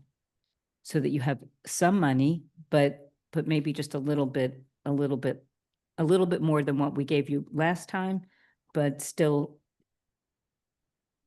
being responsive to the zeros that we're seeing on the line items. And if you need this in 2025, we're going to be starting the budget process in another month. You request it. I just don't know if it's going to be enough. Honestly, I really, I'm not comfortable with it. And I just want to make a statement that you do know that rats carry disease. And it's a very serious problem that we're faced here with. And I think by just eliminating any control on the township side is dangerous.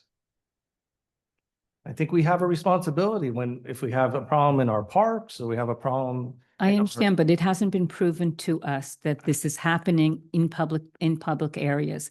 If the data is there that it's happening in public areas that we need to address, absolutely. Let's talk about it. But these are just complaints that could be on Main Street due to restaurants. They're not at our public buildings, which this contract is supposed to cover. I understand that the data is not there, but I wish that you would take my professional judgment. I'm telling you, there's a problem.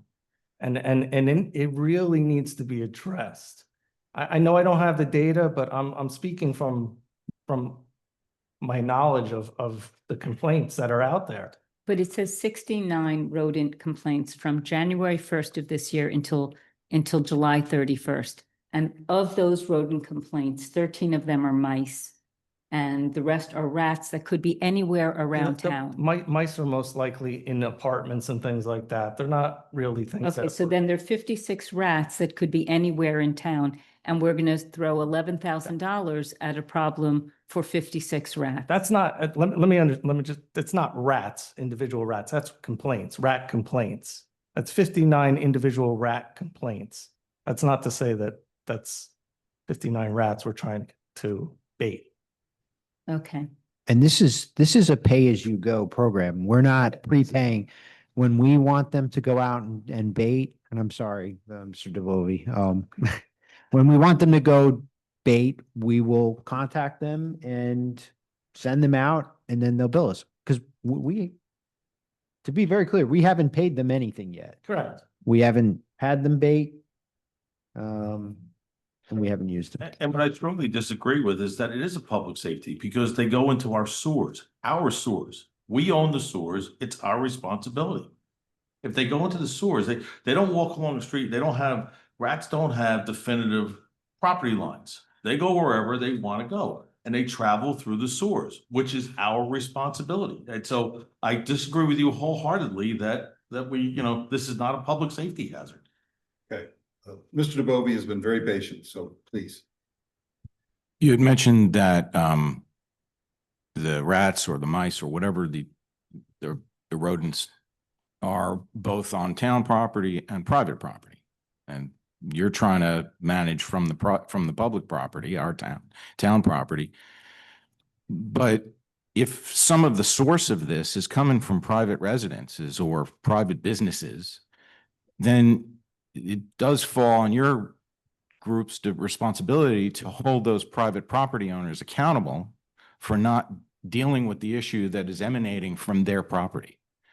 And much of the cost that's involved here could actually be on the part of the property owners rather than the township. And so if you can get a handle on that element of, on that aspect of things, then maybe this could be brought down to a dollars and cents discussion rather than esoteric perspective and opinion. So that's a great point. And we do hold the property owners responsible. Like I mentioned earlier, it's kind of have to tackle the problem from both sides. So we used to be permitted to put bait in the stormwater catch basins. We had a baiting program and something the town did long before I became here. But the DEP doesn't allow that anymore. So we're trying to find alternative methods to support, the exterminations that we order. Because when we had a complaint in the past, we would put the property owner on notice to exterminate, and then we would bait any catch basins that were nearby to a problem. We can't do that anymore. So now the only thing we could really do is address if there's a problem on a private property, as I was speaking earlier, the example, adjacent to our property or an easement or something like that we have control over, that's where this service would come into play. They're licensed to do this work, and it would be, on a complaint-driven basis. And so, as Mr. Detiniak said, we're not paying anything up front, we're paying as we go type of thing. So, No, I hear you. But if there is a problem that's emanating from private property, I mean, you're not expected to go and spend township dollars. no, we can't do that. No, Right. no. Right. But they should be not just noticed, but I mean, held accountable and Yeah. if where possible, assessed for the costs that you're incurring for the township on township property if the source of the contamination or the rodent problem is coming from off township property. Yeah. So the way it works is, we'll go out, if we verify there's a problem, we'll order an extermination, and we see that through. And if they don't get it done and provide us proof, then we bring them to court. I mean, we try not to have to do that, but it has happened. But pretty much people are complying because they don't want rats on their property. Nobody wants to live with that. So we do our best in that regard. I have a question. Were you suggesting to Councilman you? Rudin, could I just ask that you raise your hand and be recognized just going forward, please? Yeah. Go ahead. Were you suggesting that the rats poisoning should be put in the sewers? No. What were you But suggesting? What I'm saying is that the rats are going into the sewers and they're coming from other places. So if they are in our public areas and running into the sewers, why not catch them before they get into the sewers? No, we're not permitted to by the DEP to do the baiting. So we have to come up with alternatives. So we're not allowed to do that. But if they're coming off our property, we don't know where they go. We don't know where exactly they've been. And as I said, they're roam, they go where the food source is, and it may not be specific to one property or another. But if we can catch them prior to entering the sewer or taking things with them, that kills the colony. The rats are not by themselves; it's a colony, and when there's, I mean, the adage is that when there's one, there's probably at least 4 or 5 more going along somewhere along the line. So at least that. So while it may be 59 reported so far, we don't know how many that could be. That could be hundreds, maybe more. I don't know what the colonies are. But the fact is they do travel through the sewer system. It's an easy avenue to travel. It's a highway. Okay, I still have not heard any claims that there is a rat problem on our public properties. I do understand that they can be coming from our restaurants or areas in downtown, and that they can then, go into the sewer system if possible, if they travel that way. But it doesn't sound like the problem is happening on municipal property. So for that reason, I do not want to support that treatment. And I think So- we're so- done. If we're finished discussing this, there's been so many numbers thrown around that I think it's important to clarify the numbers and, the issue that we do not have, for lack of a better term, geolocated data of where the rats have been seen. Not that, and this doesn't include any rats that have not been seen and been reported to the township. So then the second thing it seems to me is that this $11,000 budget item is a not to exceed amount that may not necessarily be used. We only use it as needed, correct? So we could have the budget item, and I understand the budget item sticks out in a budget. But we've just said, I think we've said that we may or may not spend that money. We only spend it when we are aware of a problem that we can address on public property, right? So at the last meeting, the 3 council members voted 2-1 to cut $18,000 out of the budget. Mr. Detiniak has come back in and said there's something that leaves, I think, a little bit more than $1,100 that we do not have in the budget to pay contractual obligations. Is that correct? We had enough to cover. Well, just a second. Could I just ask Mr. Ziniak, just to make sure that we're clear on this, please? That's correct, Council President. So we started with $49,684.63. And we cut 18,000. Leaving us with a balance of $31,684.63. The bare minimum that we would need for this budget account, I talked about the 20,000 due to Essex Regional Health, for a health officer, the 7825 for the air pollution, the 5,000 for the Garden State Laboratory. And then we've also spent in a couple of the sub accounts, a total of $679.36. So if we add all those items up, the bare minimum, and now this would allow Mr. Fonzino to not have another penny to spend for the rest of the year, would be $33,504.36. We have a budgeted amount right now of $31,684.63. So that leaves us with a deficit, because now I'm including the paid against those 2 line items of $1,819.73. Okay. So Now, Councilwoman Rudin, you're disputing those numbers? No, I'm not disputing it. I thought that the agreed upon amount that was absolutely necessary was about 32,000. excuse me. 27,000, 825 for the Essex Regional, 5,000 for the laboratory contract, and then there was another 500 for what has already been spent, although not necessarily in the right categories. Well, yeah, it's 33,504. Yeah, that's right. 20,000, 7825. Okay, 5,000 for the laboratory and well, it's $679 that's been spent. okay, So that works out to be 33,504. But that's the bare minimum. He wouldn't have anything left to use at all. okay. If I run out of bonded paper, we can't give people marriage certificates, death certificates. And that $1,300 in printing is what funds that. So I'd hate to have to do that.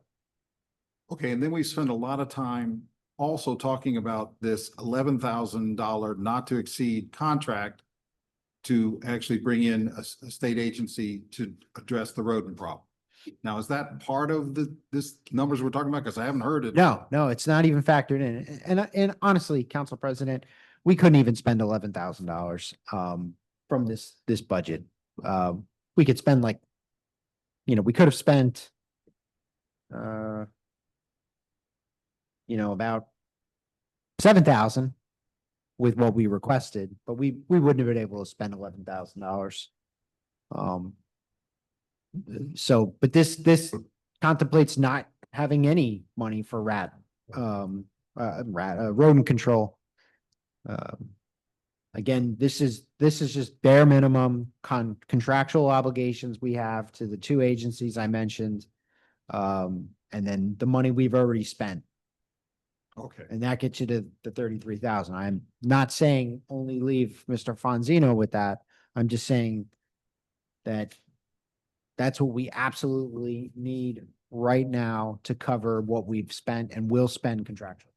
Okay, so I think we're clear so far.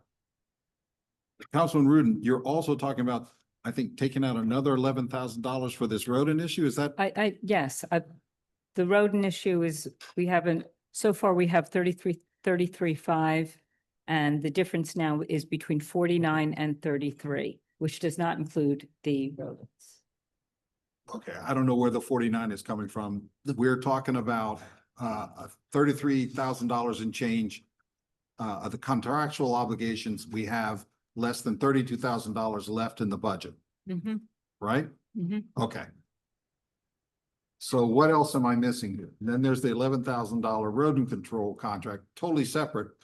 And we take that out, that's even less money. No. We've already removed it, but he's saying add it back in. What is left over between what is necessary and what he originally requested is $16,000. I am suggesting that the 11,000 not be included in that. And that would leave Mr. Fonzino with an additional $5,000 to spend on whatever this is, but none of these categories have been spent so far. So to me, that seems a little excessive to leave 5,000 just on the table when nothing in these categories has been spent, nor am I really hearing where that money is needed. And there was just a purchase for printing for those certificates that you're talking about. We just spent $319 for that paper. We go through that paper pretty quickly. A lot of marriages. A lot of marriages, a lot of deaths, some births here and there, Mhm. but it's a need. Okay, I've got another hand. Quick question. The grant money that you've received this year, Mhm. has that all been spent? No. So No, you still have some grant money available? but it's allocated to certain things. It is It's allocated. not All of allocated. it? Yeah, It's all allocated? yeah. It's salary and wages and professional service agreements. Okay. There's small amount for equipment, but Okay. yeah. Councilwoman Scarpa. Yeah, how about if Mr. Franzino has some savings from the this nurse supervisor, was asking for 33K. If he uses just the amount of the grant, 41,951, he's got about $9,000 savings right there. And just cut the hours of that person. I mean, I think we should just give them what the grant is paying for. And how use the savings for something more pressing. Mr. Fonzino, are you aware of this resolution that's on the agenda for the next council meeting? It's agreement between the Township of West Orange and Courtney Reinish for appointment as the consultant public health nurse supervisor. Now, it's got a resolution number of 171-25, but we have three different resolutions, all carrying the same number, 171-25. So I don't know what's going on, I but, didn't know that was on. and I've raised the issue, but the resolution says, whereas contractor included in its proposal for professional services, a proposed hourly rate of $80 per hour at approximately 8 hours per week for a total of $33,280 for the term of this contract. So my first question is this for 2025 or is this for 2026? That's for 2025 into Okay. 2026. And this is not for what we're talking about now with the health department budget. This is coming up a little bit later, right? Yes. Okay, so Councilwoman Scarpa is suggesting that this proposal be involved in our discussion about what to do with the health budget. Do I get that right? You're Yes, correct. I think there's a considerable savings there. We could Okay, apply it towards this if it's more pressing.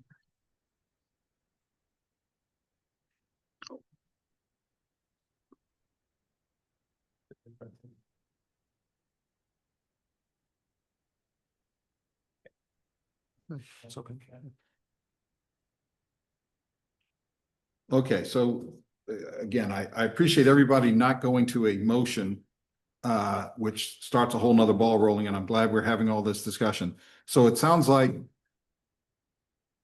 and Councilwoman Rudin, correct me if I don't get this, but right now, just in the health department budget, not the other budget, health department budget, the bare minimum that we are contractually obligated to pay is roughly $1,100 more than what we have now in the budget. Is that correct? Yeah. Again, so it's not true. You're saying that's not true? What we're contractually obligated to is 33.5 of the total budget that was requested, which is almost 50,000.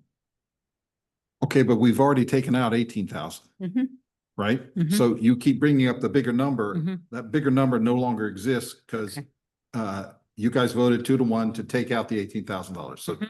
please don't bring up that number again because it just blows my mind. I literally cannot track all of these numbers that are being discussed. Mhm. That's why I'm having to go back over them. Okay. So when Mr. Detiniak says that right now in the budget, we have a shortfall of more than $1,100 to meet the contractual obligations that the township has. Do you accept that? Is that Yes, I correct? do. Yes, I do. Okay, because that sounds like what Mr. Detiniak is raising the issue for, because he thinks we need to put the money back. Right. Now, over and above that, we keep talking about this $11,000 contract with the state agency for rodent control. Right? Do I understand that? Mhm. Okay, now is that $11,000, is it still in the budget? No. Mm-mm. Okay, so it's gone. So you're asking for two things, I think. You're asking for the money to put back to meet the bare minimum contractual obligations. And then you're also asking to put back the $11,000 not to exceed budget for rodent control on publicly owned and operated property. I mean, we're asking for money for Mr. Fonzino to be able to do the work of his department. Yes, we would want that 11,000 in for the rodent control. But if that's not what the council wants to do, we at least want money in there so that he can buy his supplies and have some breathing room rather than having no budget left for 5 months, 5.5 months. So there's actually a third ask here, I think, or potentially, because the $1,100 that you said is the shortfall compared to the contractual obligations. That's one thing, putting back the $1,100 plus whatever the change is. Then Yeah. you're asking for an additional amount of information to basically fund whatever operating costs are coming up the rest of this year. Yeah, And what would be that number? I mean, I think a reasonable cushion. I mean, I'll let Mr. Fonzino speak. I don't want to speak for him. I apologize. No, fine. I would say.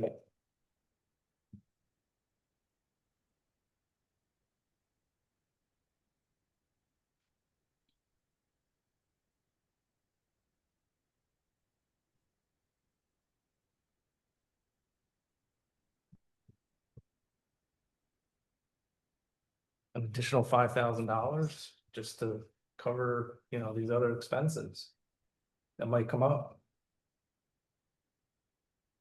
Okay, so sounds like there are three asks here. One is the $1,100 and change to get to bare minimum to meet the contractual obligations. Mr. Fonzino says he needs an additional $5,000 for that. And then you're also asking to put back in the 11,000 for the rodent control. Is that what we're looking at here? Yes. Those are the three asks. Okay. Councilwoman Scarpa. Yeah, I'd like him to take the $9,000 from Courtney's position and just use the grant for 24,951, and then he's got about 9,000 to play with. Okay, so now there's a fourth element here, and the fourth element, is it legally possible for us to discuss a contractual obligation from a different department that might be used to fund some of this stuff? As Councilwoman Scarpa keeps arguing. Mr. I mean, there's nothing wrong with saying reducing one and adding to another. I mean, that's amendments are done that way all the time. But I think Director Fonzino brought up the fact that this is a position that we need to fund. Yes. It's statutory. So I don't know how we can reduce the compensation to the entity. Is that what we're saying here? That's not what I'm looking to do. No, but is I'm that what? looking to- I'm looking, that's what they want to do. Yeah. Take the 9,000, we're saving the 30 and reallocate it to. Oh, okay, so, health, okay. operating. Oh, okay. I thought it was reducing the payment to Essex Regional for the nurse professional or whatever it was. Okay, I understand. Oh, Yeah. Okay, so the resolution then I, says, the sorry. resolution says we're going to spend $33,280 for the term of this contract. Is that not what we're going to spend on this contract?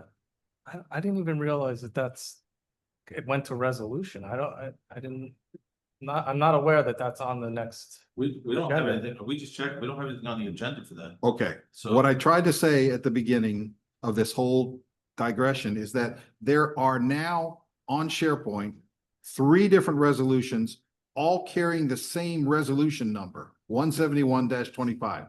I sent that to you in the questions, what is today, Monday? This That was morning. today, yeah, it was sent today. I just sent that out this afternoon. Yes. And the 171, I believe, is for one of the land use board attorneys. I don't know, because that's been the one that's been carried over, because we have resolutions that are being carried over from the previous meeting. So we're starting at this meeting and the numbers in the 180s, I believe, Dina. Yes, So any number that's on there that's earlier, they're from the previous meeting that were held over. I just went onto the site here. I didn't see that. And we're looking for that right now, that reso for what you're talking about. We didn't see that in the. Okay, so then it raises the issue of how is it that I have this? I don't know. That's. And so do I. Perplexed too. I'm perplexed too right now because we're trying to figure that out right now. So, that's a question I think we have to answer for you tomorrow. I just don't know the answer right now to look that up because that's the first I've heard of this being as a president. So this resolution is dated from the June council meeting. The June council meeting. Yes. Okay, so that one was.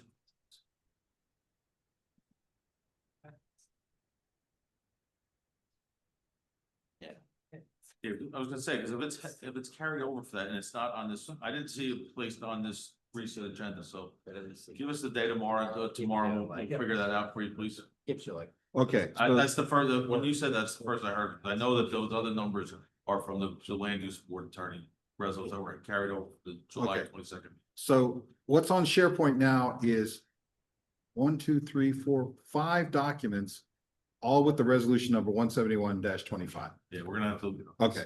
Let us And there's a know. couple more with 172. Okay, so it's not clear, correct me if I'm wrong, it's not clear that this is something that is even exists legally at this point. Do I get that right? So we're talking about 33,000 and change, and you guys seem to not even know anything about it. So Right. it's on SharePoint. I guess that's where Councilwoman Scarpa found it. It is, it But- is. And I asked about this a number of times. Councilwoman Scarpa, do you want to be recognized to speak? Yes, I do. Yes. Please. I would like the exact statute that states that these nurses need to be supervised, and I'd also like to know at what levels and at what funding. Because I just really feel that we should do the minimum if it is even is a requirement. So maybe legal could provide that for me, or perhaps Mr. Smeraldo. I'd like to see in writing what is actually required. Thank you. I want to be sure that our 3 administration people got your request so that your request can be fulfilled, but I'm not sure if they heard everything over the air conditioning. And I'll get to you in just a So, second. Mr. DeVoe. Councilwoman would like us to get the regulation from the state for the reason why we need this position. Is that correct? Right, so Yes. you're Okay. talking about, Councilwoman Scarpa, you're talking about the statutorily required position, is that correct? Yes, and the details that surround it, to what levels this position needs to be put forth. Good. Okay. And that's all you're looking for, right, Councilwoman? Yes, right now. Mhm. Okay, Mr. DeBovi. And related to that, Mr. Fonzino. Quick question. The grant, there's a grant for the new nurse supervisor. Mhm. Is the grant predicated on a $33,000 salary? No, but based on the hourly rate and the number of hours, that this. And that individual- 33 is Yeah. derived from It goes from. from the July hourly? 1st. What's that? It's the 33 grand is derives from the hourly rate that you're Yep. talking about? Yep. So there's an hourly rate and a set amount of hours that person works per week. And that's what it Is totals that a out. yearly?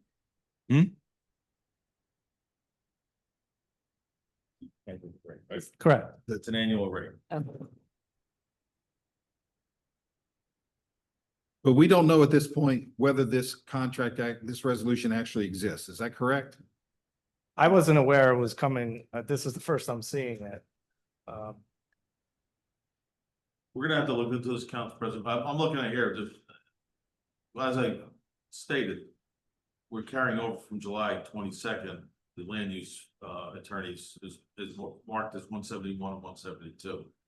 I don't know why that was in the SharePoint there. We'll have to look into it, so.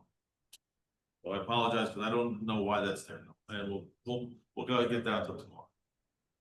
Okay, that's not necessarily absolutely germane to our discussion now, correct? This is something that would take some additional finagling to apply any amount of this funds. So, okay, so we have I've never seen this before where the administration has come back and said, we want three things. And it appears that we may or may not have the votes for this, but to add them back requires all three of the council people who are in the quorum now to vote for. So to hopefully simplify this, we're asking for a total budget for the department of $39,000. So that would be an overall cut instead of what we're at. We're a cut of 18,000 right now. We're asking for an overall cut of $10,684.63, leaving Mr. Fonzino with a budget of $39,000. That's what we're asking for. So That- that's a cut of about 20%, right? Yeah, So what you're saying is you're offering to take a 20% cut. And it's to leave the number at, I remember. 39,000. We'll make it a round number, 39,000. It covers the three contracts. It covers what's been spent on paper to R.R. Donnelly and the other various items, business cards, Amazon stuff. And then leaves him with, roughly, 5,000. yeah, around there. Around $5,000. So So if I can get the information down, I'll make the motion and see if we can get a second, and then I can't imagine that we have further to discuss, but if we do, we do, and then we'll vote on it. So Mr. Detiniak, you're requesting a return of part of the money that has been cut so far. And you want the budget to be, did you say 39,000? correct. So I am requesting that the budget be increased by $7,315.37. Okay. And this would require a 3-0 vote. Okay. So I move that we adjust the budget for the department to $39,000. That basically involves requesting a budget increase of $7,315.37. Is that correct? That's correct, Council Okay. President. So there's the motion. Do I have a second?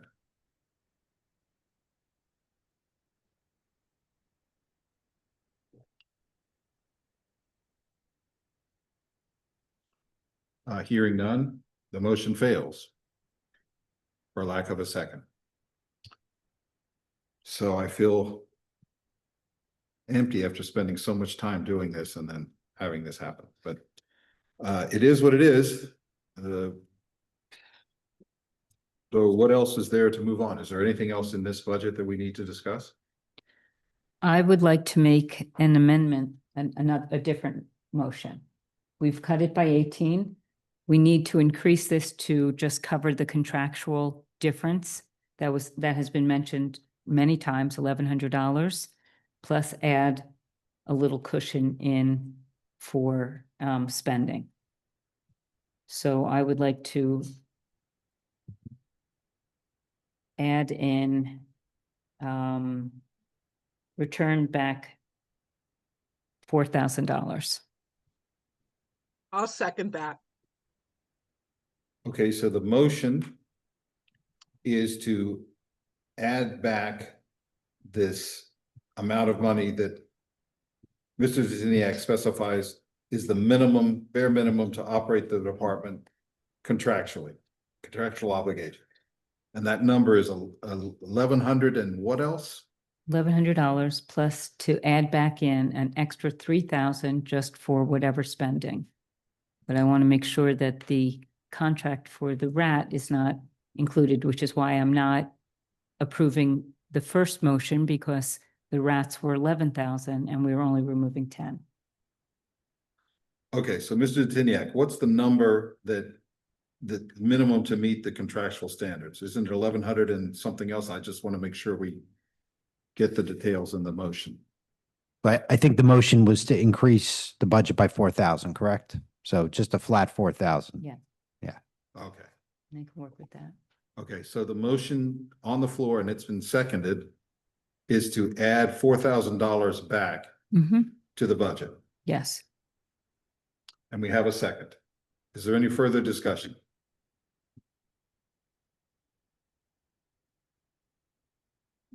Madam Clerk. Councilwoman Rudin, Yes. Councilwoman Scarpa, Yes, Council President Krokoviac, Yes, the motion carries. thank you. What's next? Okay.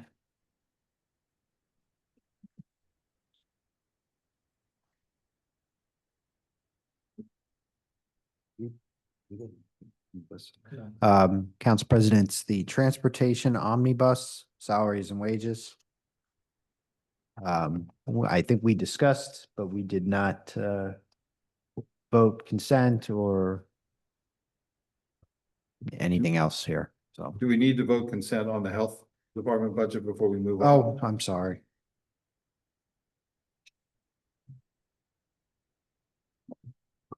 Or this is page 95. No, 93. page 93, we just voted to amend and Yeah. now we're asking for consent. Yes.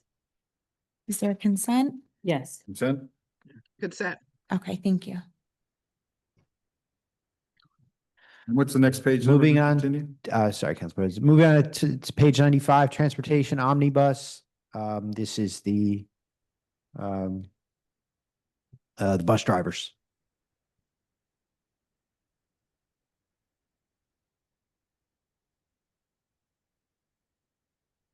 Okay. So there was a Council President? Yes. There was a $50,000 overtime, which is what we discussed last time. And that was going to be evaluated, and I think hopefully some changes being made forward. I know that year to date, you've already exceeded that. Correct. So I'd like to have just some sort of promise from the administration that this policy in terms of overtime be reviewed so that we do not have a dispatcher making overtime money for driving a bus, and that a part-time worker be filled in that capacity to save us money. So we are meeting with our transportation people on Wednesday. We're already gathering information and data over the weekend and today. We did hire additional staff, as we mentioned the other day, to help offset these people who are working. So we have a larger pool of part-time drivers that will only work when there's a need. So we are addressing it. We heard you on Friday. We immediately began on addressing this, and so we have a meeting scheduled for this Wednesday. So. Okay. There's nothing we can do this year, unfortunately, but just going forward, let's try to address this. And just to be to understand that while there are some things that could have may or may not have been able to be adjusted to, one of the things that the council president could tell you is that him and I have had conversations for a very long time about implementing a ridership fee program. I think we're both in favor of that, and I think that's what the council and the Citizen Advisory Board. So we're not opposed to that. I do have numbers. In fact, I got a call again today from the company that wants to provide us the information that we have some plans in place to begin a ridership program, a fee, I should say, a fee for ridership. So this isn't something that has been sitting on the wayside. But as instructed by the council, we have to wait till we can get capital money to implement this program. And I believe the numbers that I'm looking at for just that equipment is somewhere around $100,000 number. So for an investment to charge, and we've been looking at our regional partners in and around the county and looking at what they charge and what they don't charge, and so that's what we're exploring to come up with a fee for service for the Township of West Orange.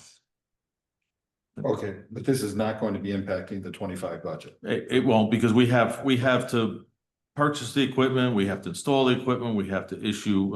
We're looking at a user like license or a card system, so we know exactly who the person is. So we've looked into this model, so that people can we know that there are residents, and what we could do to make sure that we capture all that information and the fees associated with the cost. Sure. Councilwoman. Mr. Smeraldo, can you change the policy from here on in that overtime is not paid for the dispatcher to be also a bus driver? No, So I that can't. I can't right now. I'm not saying that we won't. I'm just saying to tell you that today, no, I can't do that because I haven't even met with them yet. So let us explore it and let us develop the plan. But we've heard you, and we're, like I said, we hire people. I spoke to the dispatcher this morning, and so we have an understanding right now. So we're going to be working toward that. But to promise you today, right now, I'm not going to do that because I'm not going to break a promise if it doesn't happen. Let me look at this. We'll develop what we have to do, and then we'll move forward from it. But our goal is to reduce the overtime. You good? Yeah. Councilwoman Scarpa. Yeah, my question is twofold. What is the overall cost of our jitney with all the cost associated? And how much will this system save us? What percentage savings or contribution to the overall cost do we see? The councilwoman answered to question one. I don't know the answer yet. That's why we're collecting all the data. We're going to be putting something together for the council. And question two, again, I think based on the data that we have to be presented to us and what we're looking to charge, I can't give you that number right now, but we're looking at it. So we will get you a report, and we will provide that to you, and this way we can make a clear, definitive decision on this. Yeah, I'd like to see a break even. I'm sorry, could you say that again? I would like to see a break even. We would too. Yeah. We would too. So in the report or whatever you're going to present to us. And since this is not going to have an impact on the 25 budget, I'd like to move on. These are all good questions, but it's not gonna get anything done today. So I wanted to ask if what the township does when they exceed the overtime Right. funding in July. Mm-hmm. What do they do? What are you gonna do the rest of? So, we hopefully will have some breakage in the hourly, and in base pay. Probably more the hourly that we would have some breakage because again, we're putting in values of what we think they're going to earn. So the hope is that we come in a little bit under. That's what's happened in prior years. We think in 2024, the OT figure might have been $71,000, but there was room in the hourly. So was able to absorb it. So that's what we're gonna have to have for this year. But I think, even though we're not changing the overtime budgeted figure, I think what we're talking about, in terms of mitigating overtime still is gonna have a budgetary impact for the rest of the year. It's gonna have a cash flow impact. It's gonna be, for the overall calculation of the jitney's costs, it's gonna reduce them. So, it was a good conversation to have last Friday, and I think it's bringing about meaningful change for the operation. So, we've spoken about it, several times since Friday afternoon. So, I think there's going to be a good impact. I just want to make a comment. Since the jitney is a service that is a regular service, and we always know when we're going to need it, and even the senior visits are regular, there really should be no overtime or very little overtime in this budget. So I'd like to just put that out there that this should be avoided at all costs. This is $50,000 that doesn't need to be spent. So I think what we have pending is consent on this page unless there's further discussion. Consent. Consent. Consent. Should we break the thing since we have to? Dinner. Okay. So do you want to break for another 10-minute break? I need a jitney. We will take another 10-minute break. We will resume operations. No overtime given at 8:49. Thanks. Members of the Zoom audience, Who do we have to thank for our? as you heard Council President indicate, we are taking No. a short break The citizens. and I am putting everyone on mute. Thank you.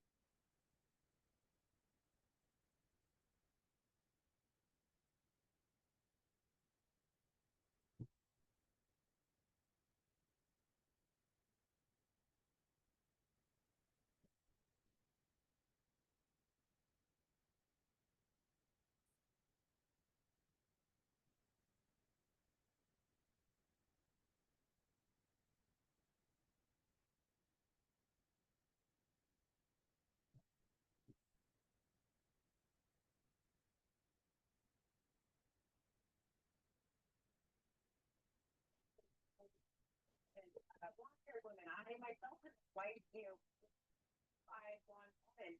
Why should we exclude anybody? I mean, if anything, we should celebrate her. She is a box office hit.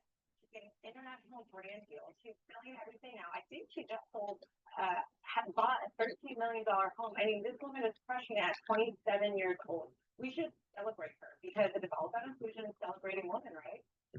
$13 million home. Now I'm into it. And I think that's simple. The gun. Now that kind of was over the top. They already handed her enough. But then when you go out with a pistol and start licking off shots like that, I mean, that has to drive them extra crazy. I know, but again, we're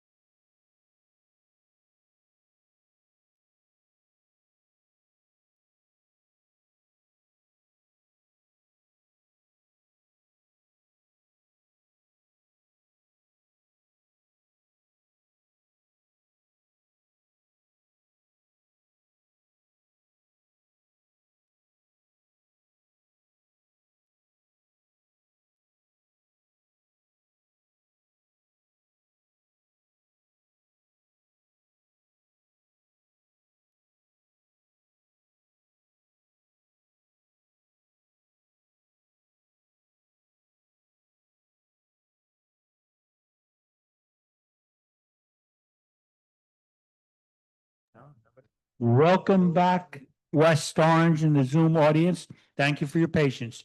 We are resuming the budget workshop, and at this time, I'd like to turn the floor over to our council president.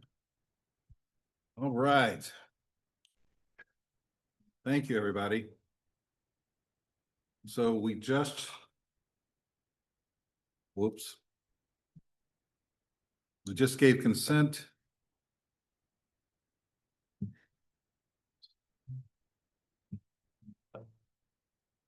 Six. A slip of the thumb, and now I'm totally lost.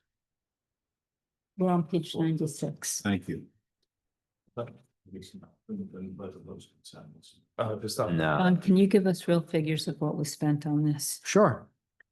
Okay, so we're on page 96. It's the senior citizens budget transfer, senior citizens transportation program. Councilwoman Rudin. Yes, I just asked Mr. Detiniak to give us the real amounts of how much has been spent. Sure.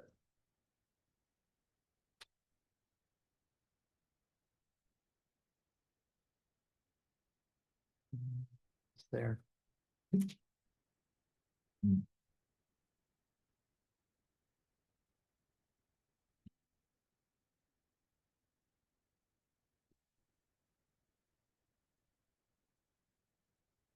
I just want to remark that for this entire request for the past 2 years, it's been 2,600, and in 2 years, only $191 was spent.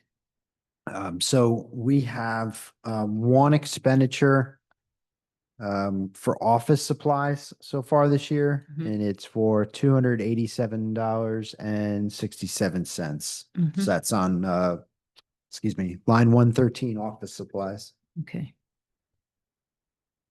All right, so is there any discussion on why these items need to be in the budget? If I can. Please. I could say this much, in terms of cleaning supplies, and I think I mentioned this previously.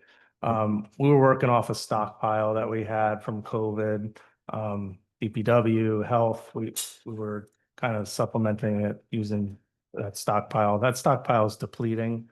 So I think we're probably gonna need to keep the cleaning supply, budget where it is. So what are the cleaning supplies that you need? It's wipes and things to clean the interiors of the buses. Disinfectant, yeah. Would 250 be enough for cleaning for the rest of the year? For cleaning supplies? Yes, I think so. okay. Is there anything else? The only thing I'm not sure about with the fire extinguishers, I know they recently checked them. I just don't know if they have to be replaced or recharged. That's the only thing I don't know, and that would be something that would be of consideration, because we are required to have fire extinguishers on board, but I just don't know. I know that they were checked a few months ago. I just don't know what their status is now, if they need to be recharged or not. That's the only thing I would say for consideration. The only other thing I have is the license renewals. We haven't asked them to submit those because the budget hasn't passed, so I don't know whose licenses are up for renewal. So. These are the drivers, the Drivers. bus drivers. Yeah.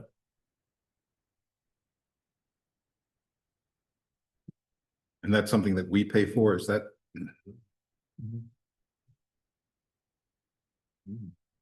Okay. So I would just request that we have that information so that we know, like, if the licenses need to be renewed and how much that costs per license and per person, Mhm. so that we can. Yeah, they don't renew at the same time, obviously, so, but I can get that information. We'll find out what the extinguishers too. Yes. So we've got two information outstandings. Does that mean we want to pass on this page, or do we want to put a number to it? I'd like to put a number to it. Council President, if I may, just so we could get through this, we can concede to at least half the 1,300 for now, if that's helps with moving this along. And then we can still provide that information. So what you're suggesting is out of the budget of $2,600, you're offering to cut it by 50%? We'll do 50% without getting the information, and if there's need be, we can always tell you later. So, but we'll still get the information. We're not Okay. to help with this exercise today, that's all. Is there any further discussion? Councilwoman Scarpa?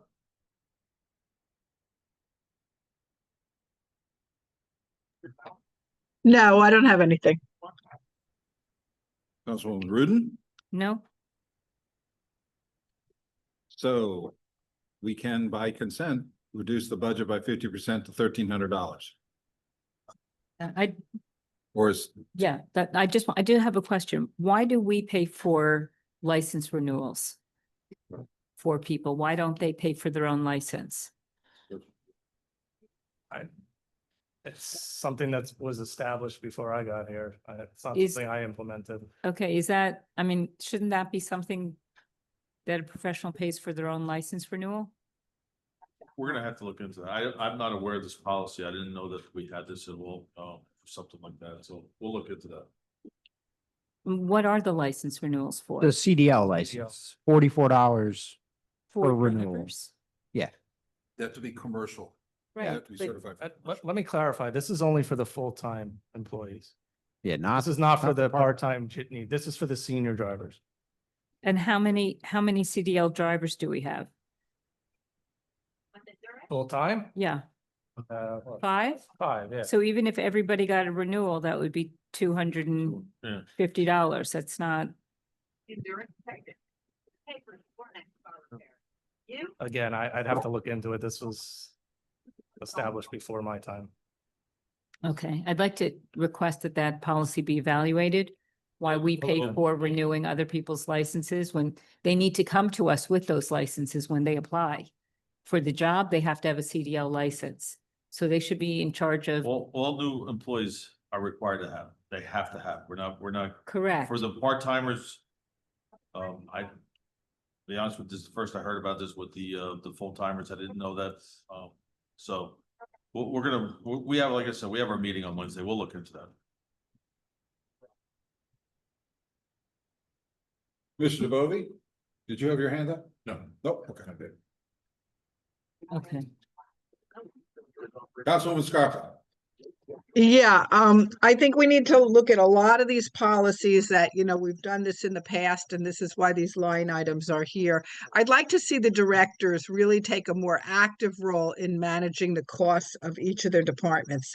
I think for this, $1,000 should be more than enough, and then, if there's really a pressing need, we can add some money back.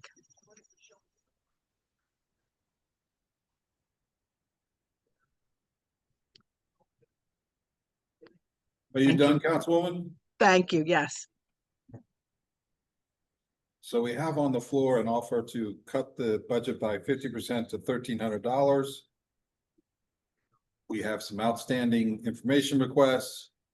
Are we ready to consent on this page at $1,300 for the 2025 budget? I'd like to make a different motion, if that's okay. I'd like to make a motion to reduce this entire budget to $1,000 because each of these are items that have not been spent and also need a policy review. So, I second that. so I think let's just reduce it to $1,000 and reduce 1,600. Okay, so we have a motion to reduce the budget by $1,600 to $1,000. We have a second. Is there any further discussion?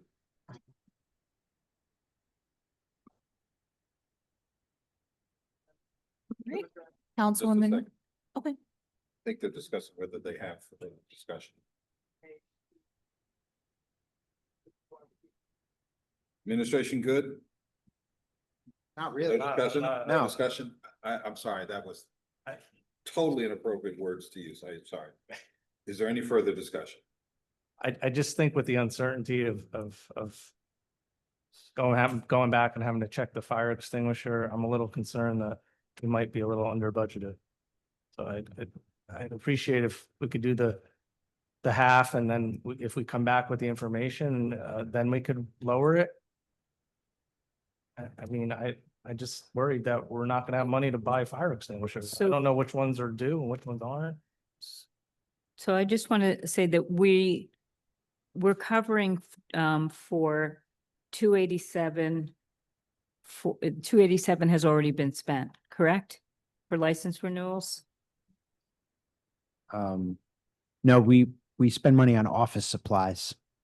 Office so supplies far, was how yeah. much? That was for, 67. 287 for office supplies. Yeah. We discussed allocating $250 for wipes, which is a lot of money. No way you're going to use $250 in wipes. That leaves another $500 for fire extinguishers, and your request was only $450. So you're well within what you asked for. It's leaving $500 for extinguishers when you asked for $450. What about first aid? Like, I don't know, like, I don't First aid, I don't know what the status is of that. I have to check into that. See if we can afford to trim that. okay, well, I think we already have a motion on the floor. We do. And I second. Okay, Figuring out the discussion, for the discussion. And yes, once you find out this information, you can certainly come back. okay. We can change it if we need. Clerk, Madam Clerk.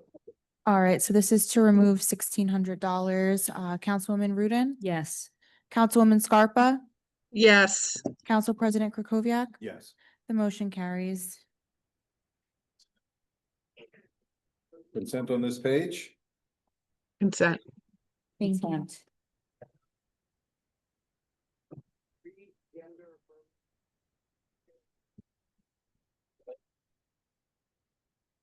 okay, we're on page 97. This is animal control, and this is for salaries and wages. Please note, a portion of this is paid for by the Animal Control Trust, which monies are derived from the sale of the dog and cat licenses. And for the amount that we keep separate from what gets sent to the state of New Jersey, it goes into a trust and we can pay for certain animal control services with that money. So we've allocated $17,000 of the salary and wages to the trust fund.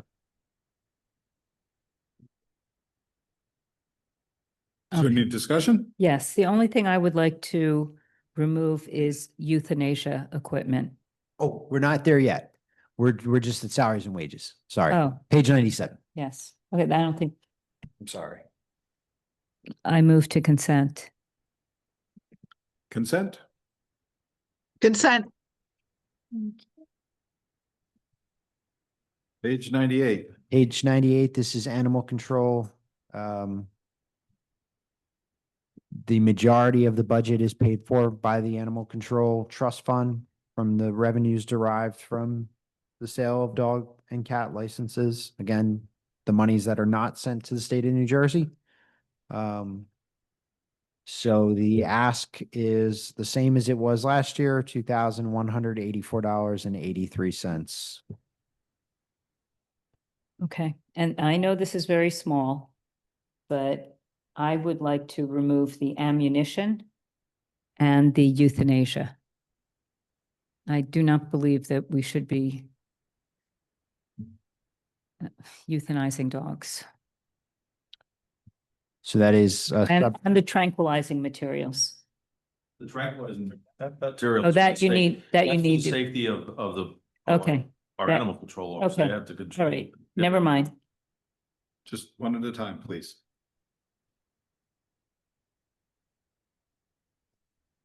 I'd also like to just inquire, what is dog pest control? I can answer that if you want. Yeah, go ahead. So when we bring dogs in, we have to, sometimes that they have fleas Mm-hmm. and they have to be treated It- with flea spray, flea and tick spray. And has that been used? Yes. Has there ever been a cost? Because I don't see any cost for that for 2 years. It's used. Was anything used this year? I don't believe so. What percentage of this budget is coming out of the trust? The majority, $23,000 worth of it, 20, and the $23,053. budget request is only 21. The budget request is $2,184. Yeah, So it's all coming out of the trust. for the most part, yeah, the taxpayer is being asked to fund $2,184. Okay, so. And what is the ammunition used for? That line is not correct. I'm not sure. We don't have tranquilizer guns, so that's an old outdated line. Okay, so then I'd just like to remove that and the euthanasia equipment.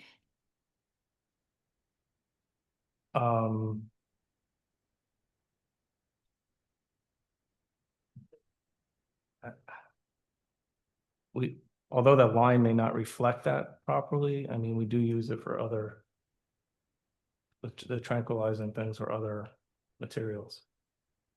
I didn't remove the tranquilizing materials. No, this is line 111. The ammunition. Again, the line doesn't really reflect it. Well, the if use. you can, We let don't me buy know darts. what- Wait. Please finish what you're saying, and then Councilwoman Rudin will respond, please. Yeah, the line is not accurately reflect what we would be using the monies for. We don't have a tranquilizer gun, therefore we don't have darts, so. And in terms of the euthanasia equipment, I mean, the truth of the matter is that we need to have that equipment available. Then we'd have to put an animal down.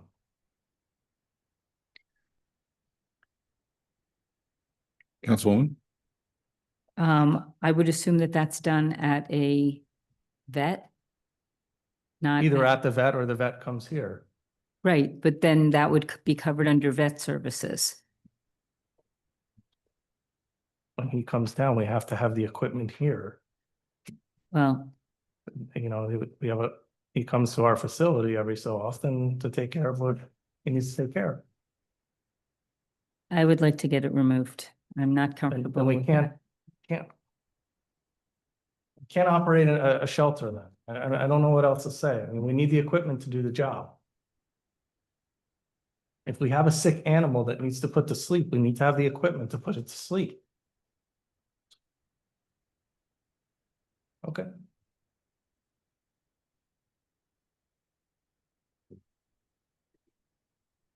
Any further discussion?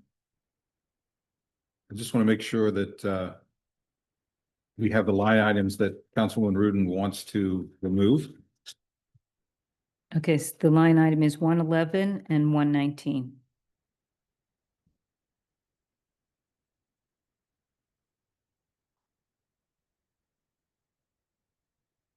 So do we need to go to a motion, or is that something that the administration agrees with?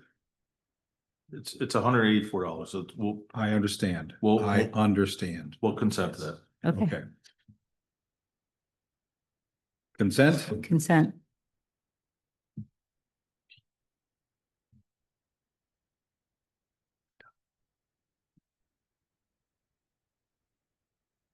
That everyone? I didn't hear from. Councilwoman Scarpa? Do you consent? Yes. Thank you.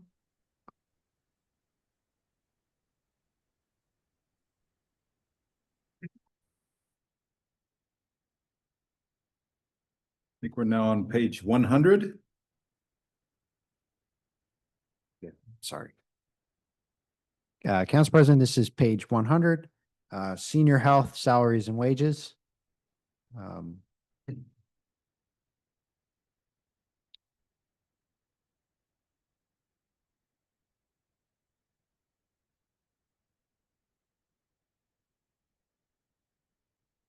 Any discussion?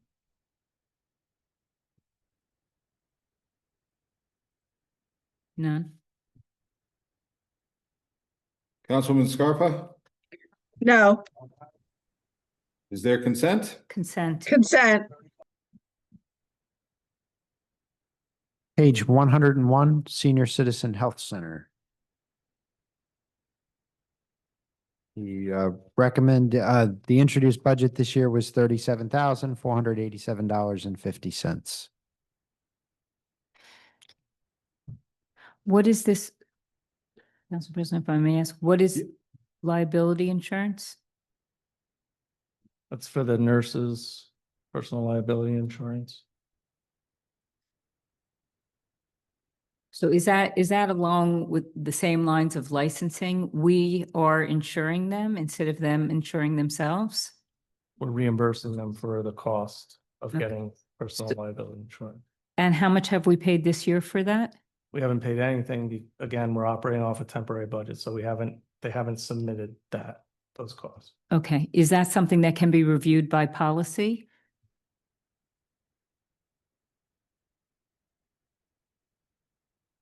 It seems to Okay, me that okay. professionals usually cover their own expenses to be a professional and that we We've- shouldn't be reimbursing them. Historically, we've reimbursed our nurses' liability. Correct.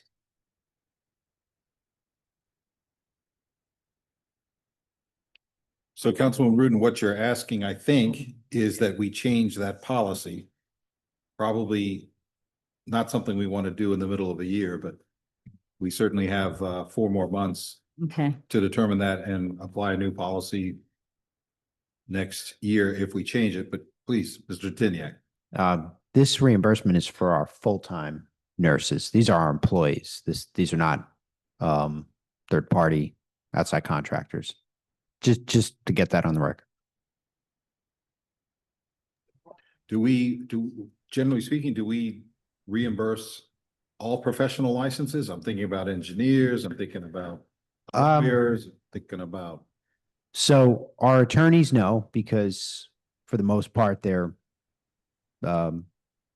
firms and they're third party, even though we have an attorney that is like an employee, but has a firm that bills the municipality. So as an employee, we're not paying for CELUs or whatever it is. But some of our other professionals, our clerk, I believe we reimburse for their membership. Their license renewal. I think our QPA we reimburse or pay for the license renewal. I don't know about our engineer. I know we pay for her training. All the trainings are paid for. Our inspectors, well, we pay for, especially some of the inspectors that we have sent to schools. It's a requirement that they pass tests, and we pay their licenses, such as like the fire inspectors and things of that nature. So we require them as part of the job, so we pay for it, things of that nature. In the past, you pay for the CFO. Not this time, but Why not this time, Mr. Tiniak? fly under the radar. I don't want to be on a bill list. So okay, well, maybe others That's might why. want to be under the radar also. Exactly. no, I didn't mean it for everybody. It's a personal thing. Okay, can you just elaborate on line item 110? Medical supplies? There's various different medical supplies that we need to run vaccination clinics and, What have we spent so far this year?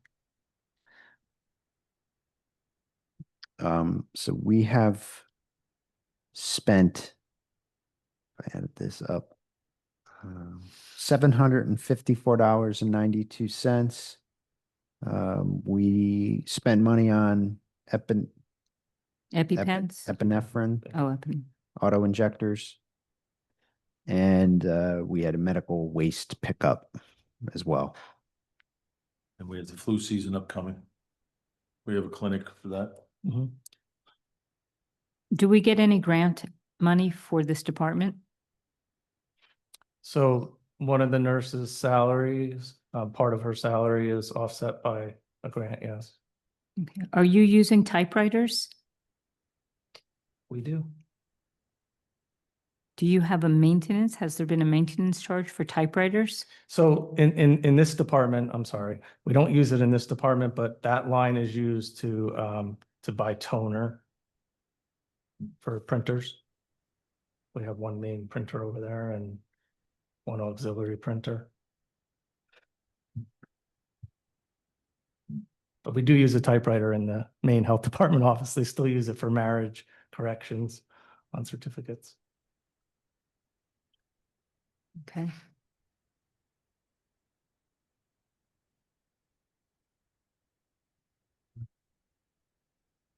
And here we have the professional services, the $30,000 in this line item. This is line item 100. I'm assuming that this is related to our discussion about the mystery resolution. That's correct. Okay. I spoke with the clerk and she said that the resolution had been pulled, so it hadn't yet been considered. So I'm assuming at the appropriate time, we're going to have that on an agenda. But I just want to know what is the relationship between that pulled resolution and the line item here, line item 100. Thank you. Councilwoman Scarpa, I'll get you in a second. Okay.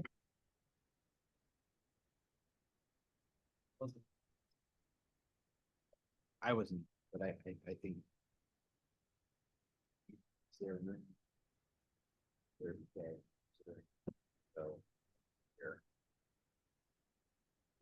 Yeah, I'm done. I'm here. I'm sorry? I'm done with Well, my questions. It looks like Councilwoman Scarpa with this. This year, versus what we charged Township this year. Okay. And then next year is separate request. And Townships.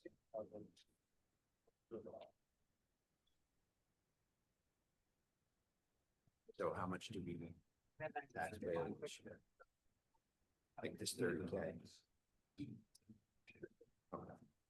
Then it just comes. So given the circumstance with the grant being reinstated, I can do away with this request for this year, but I will, so that the grant will cover 24,951. So then I will have to request the difference in next year's budget because it only goes till March of 26. So I think that I can give that up for now. Okay. So, excuse me. Perhaps we should hear from Councilwoman Scarpa first. That was great. I was gonna say if we had to have it in there, just have funded the amount of the grant. And I think we should look at the professional licenses. I'm a speech pathologist. Most of us pay for our own licenses. Maybe that's just something we can look at across the board. Thank you. That's it. So, Mr. Fonzino, you were suggesting that what should we do with the 100 line item for professional services? Do you want to knock that down? Is that, or do you want to Just remove it at this time. I'm sorry? You can remove it completely at this time. Okay, I'll request the difference in the 26 budget. okay. That was- So we have consent to drop the $30,000 that's in the 100 budget line for professional services. Consent. Consent? Consent. There was no request. Well, it's in the budget. You can see Okay. down at the. Yeah, it's carries down to in there, yeah. 37,000 plus It's change. 30,000, okay. yeah. Okay. Consent. We have 3 consents on 101. Thank you.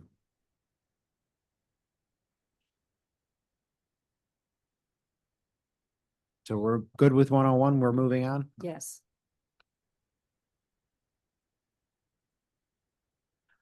This is the retired citizens.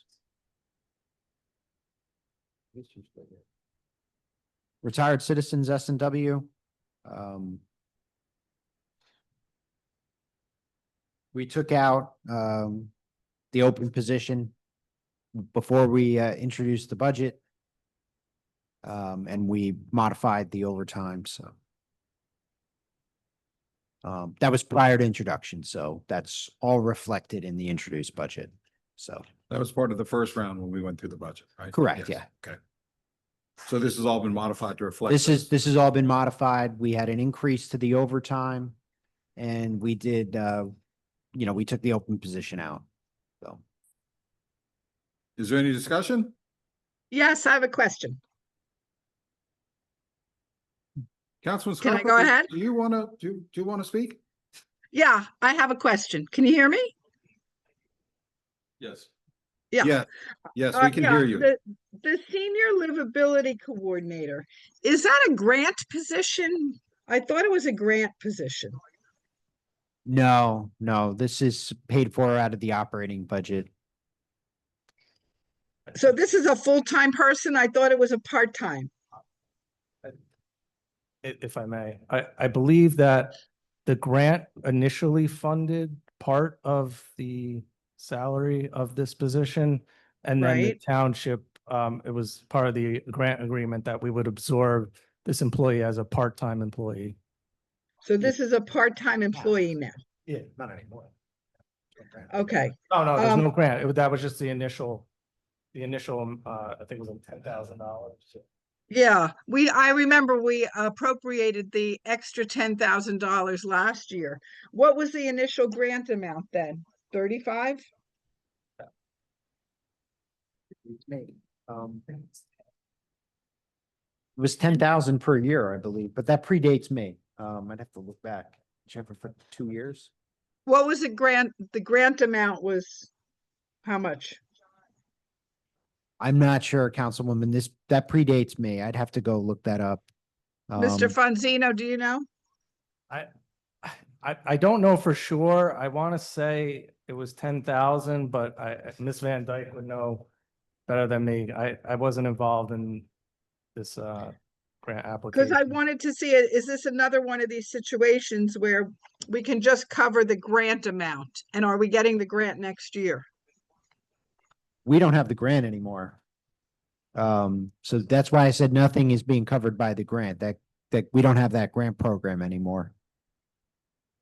Did we not qualify for it? Not apply for it? What happened there? I think it was like really only a startup type of grant where, they gave the initial seed money and then part of the grant agreement was to hire that person as a part-time employee thereafter. So we have no benefits or anything for this person. No, she's a part-time employee.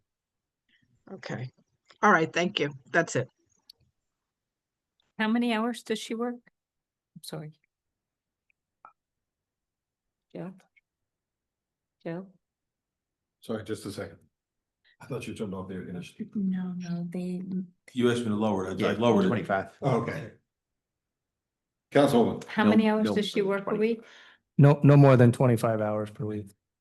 So can you just explain to us how a grant position ended up becoming a full-time position that we now pay for entirely? That's not uncommon. Some of the public safety grants, and Mr. Smeraldo can speak to this, you get grant funded for a few years, but then you have to keep them on for, what is the minimum, what's safer, a minimum of 3 years? Grant is minimal of 2 years. They pay for 2 years and then you have to keep them on for another 3. It's total of 5. Is that Yeah. what is that what? No, I'm just saying That's Okay. a fire. that there's grant programs that they require that. So what was the grant program Requirements. for this employee? Partners for Health? Okay, it's a Partners for Health. grant. Did it require that the township then create this position permanently? I believe so, yes. But I'd have to confirm. I would have to confirm with Ms. Van Dyke, but I believe that that's the case. That this, then a $10,000 grant position then become a full-time position that we hire indefinitely? Again, I don't want to speak to the specifics because I would. So Well, it's Council, marked as part-time. We're not talking about a full-time position, are we? No, but it's a quite generous salary for part-time. It's a very large salary for part-time. so Council President, I didn't invite Ms. Van Dyke tonight because I assumed we were going to finish Mr. Director Fonzino and Director Reynolds. We are scheduled to meet again.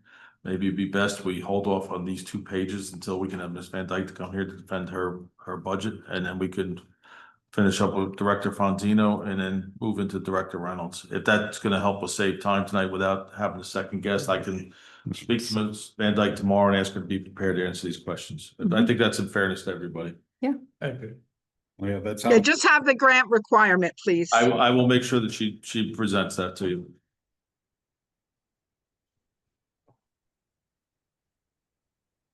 Councilwoman Scarpa. I'm finished. Thank you.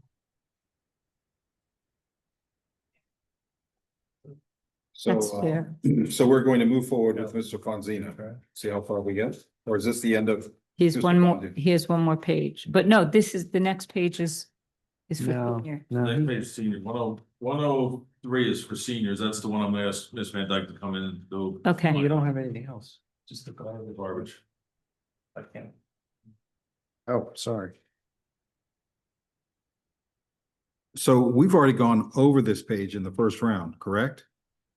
Page 104, yes. Yes. Or 103, actually.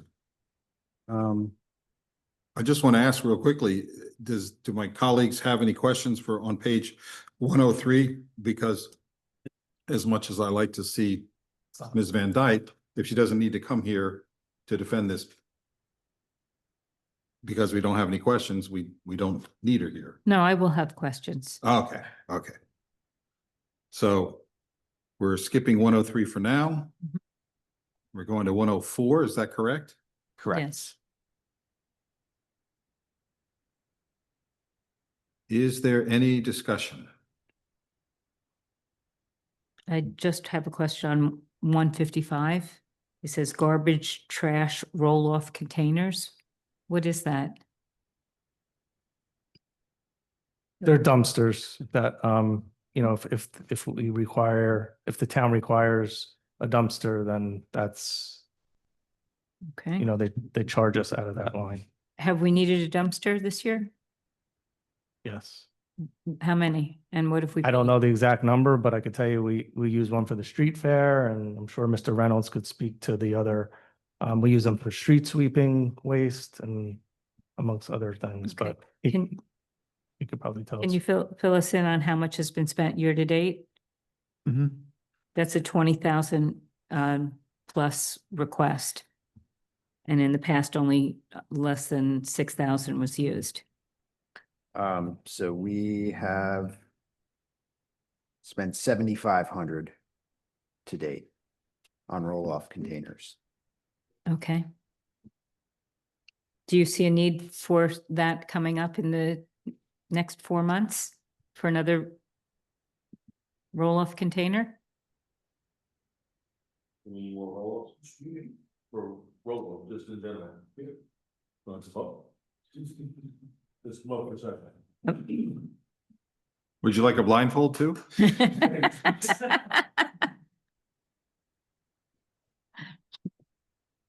Okay, so the question is, do we need roll-off dumpsters? Yes. 25 Lakeside Avenue uses a sweeping dumpster because so you can put sweepings anywhere, that we cart it off and take it away. According to management, part of our wastewater management, stormwater management policies, we also have a location 590 Mount Pleasant Avenue. We have dumpsters up there, 2 for trash, 1 for sweeping. And we probably go through, on a given year, we sweep from April to December, weather permitting, probably go through 12 dumpsters down at Public Works and maybe about 6 up at Recycling Center. And how much is each dumpster? That would be a question for Mike. I don't know how much the dumpsters are. Mike, I don't know what it is under the contract. I think they're 325 a dumpster. So do you need more for the rest of this year? Are you saying that you need 12 more? No, I use 12 for the year. Okay, so how much is 7,500 has been allocated? Correct. Is that enough? Are you good? So 7,500, yeah, 7,500 and it's 350 a dumpster. Yeah. 325 a 325. dumpster. That should be enough for the year. Okay. So can we reduce the rest? That's, So roughly 13,000. mhm. So there's an offer on 155 to reduce the budget request from 20,400 to I guess 13,400. I'll second it. Well, it's still a request. We're trying to Oh. stay away from motions if we don't need to. It just slows us down even further. So the administration is conferring. We've conferred. Okay. Good. And what's the conferral? Yes. Okay. So we're good, we're good? Yeah, I think for the rest of the year, that's. Thank you so That's much. doable. You're welcome. Okay, I'd like to make a motion to reduce that line item on 155 by 13,400. I'll second it. Seatbelt on, we're about to take off. Is there any further discussion? Madam Clerk. Councilwoman Rudin, Yes. Councilwoman Scarpa, Yes. Council President Krokoviac. Yes. The motion carries. Thank you.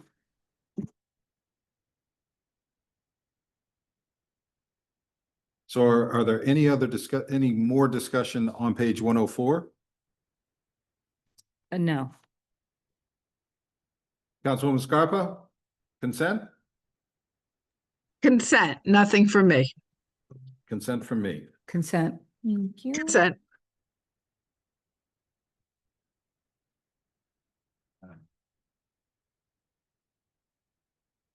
We're going to 105 next, page 105? So whose budget is this? 105, it's recreation. I didn't ask Mr. Keough to be here tonight because we talked about Director Reynolds because he was previous. I think he's in the 60s or 70s, somewhere in that Okay. area. All Maybe right. a little higher. So I do have some questions on this one. But let's just wait. So this is not something we're going to do tonight, correct? Because this is Mr. Keough's page? Yeah, we're not doing Mr. Keough's page because he's not here tonight. I actually spoke to Director Keough. He's gonna have Deputy Director Johnson show up because Mr. Keough's on vacation as of tomorrow. So I have already pre-scheduled them for Thursday, and one with Ms. Van Dyke, and wherever else we think we need to bring in. I'll look at the rest of the schedule. Yeah, I just asked only these two directors tonight because I just figured it's voluminous. Okay.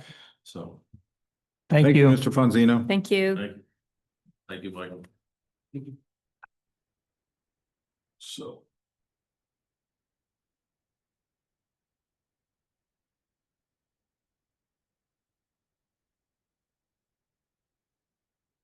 Who's going to be first to find the page? We're going to be We're on page 70. 106.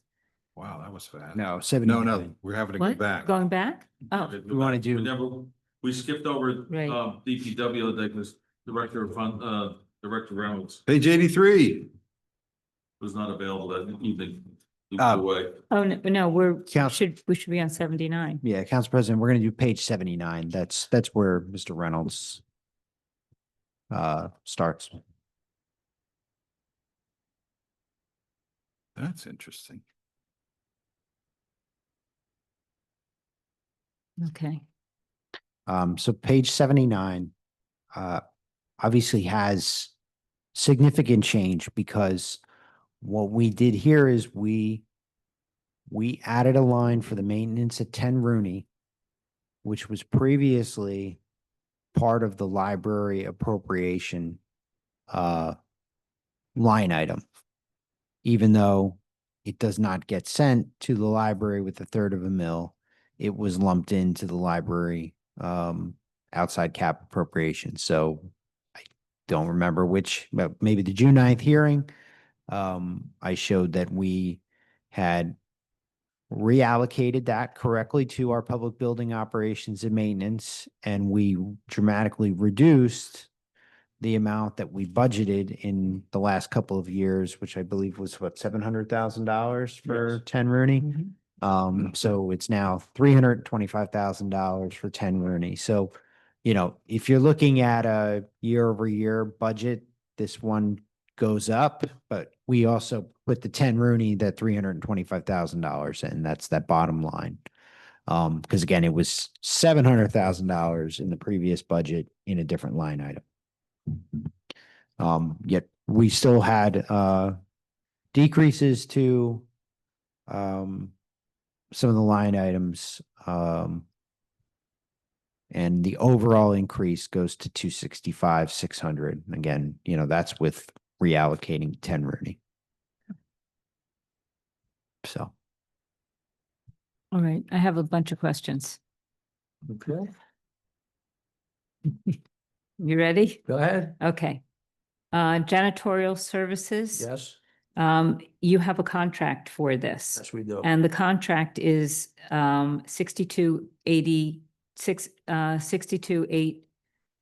853. You have requested 74,000. Since it's a contracted rate, can't we just reduce it to what the janitorial? The contract only services- covers certain things.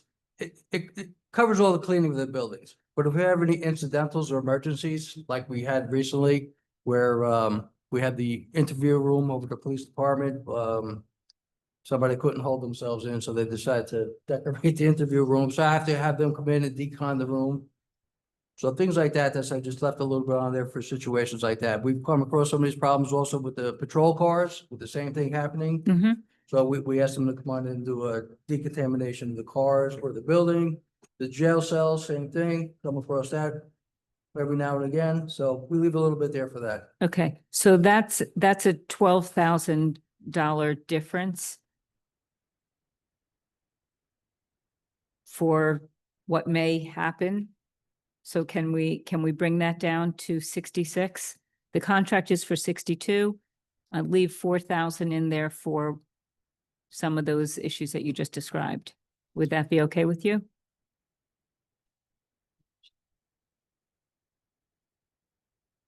Now, mind you, everything is allocated for this right. Yeah. Everything is encumbered for the rest of the year for that. Yeah, so we're at. Yeah, I mean, we encumbered the 62, and then we had that emergency, yes. Right. So you'll leave us 4,000 then for the Yes. incidentals and emergencies? Yes, We'll work with that. okay. So what are you looking to reduce it to? So it should be from 74. Well, actually, it should go down to 66. It's 62, 66. Let's make it 67. Okay, that gives it, Okay, all right, all right. okay. That's 7,000 reduction? Yes. Okay. For HVAC, Mhm. you have spent nothing this year on HVAC. I realize that could happen at any time. I believe we have, The 072. Service contract HVAC. There's nothing charged against there. maybe nothing short or billed out to it yet, because I just had Carrier here, our vendor, doing a bunch of work here. Do you know how HVAC much has services. been encumbered for that? Yeah, we don't have it. That's the 072.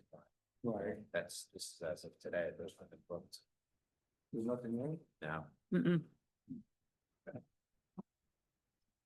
So, I think that's coming out of the building. Must be. so since Got we're in August and 6,000 was requested and maybe something could happen, would you be okay with reducing that 3,000? It's still just till the end of the year, then you get another budget request. I understand that, but at any given moment, I could have a condenser or a compressor go. That's Mhm. $5,000 right there. But that's a service call, just for a compressor. Yeah, I think Carrier's coming in. 077, we will have.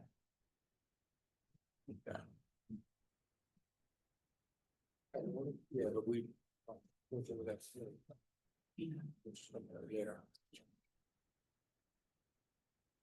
But we do the 5,000? Just reducing it 1,000? All right, Because now that you said that, the air conditioners are gonna break tomorrow. okay. All right. The miscellaneous repairs in town hall, Yep, you've spent, your request was for 16,000, you've spent 6,618. can we bring that down to a total of 8,000? I still have the rest of the year to go. Yes, I'm So- still leaving you 1,400. That may be a little too thin for me right now. There's a lot of repairs that go on in this building, as do with all our other buildings. So like I said, I Okay. have, How about Handy- 10,000? I have a handicap door downstairs right now that the paddle's not working on. I come out there, I'm gonna have to replace the paddle and the panel and the door. That could be 6,000.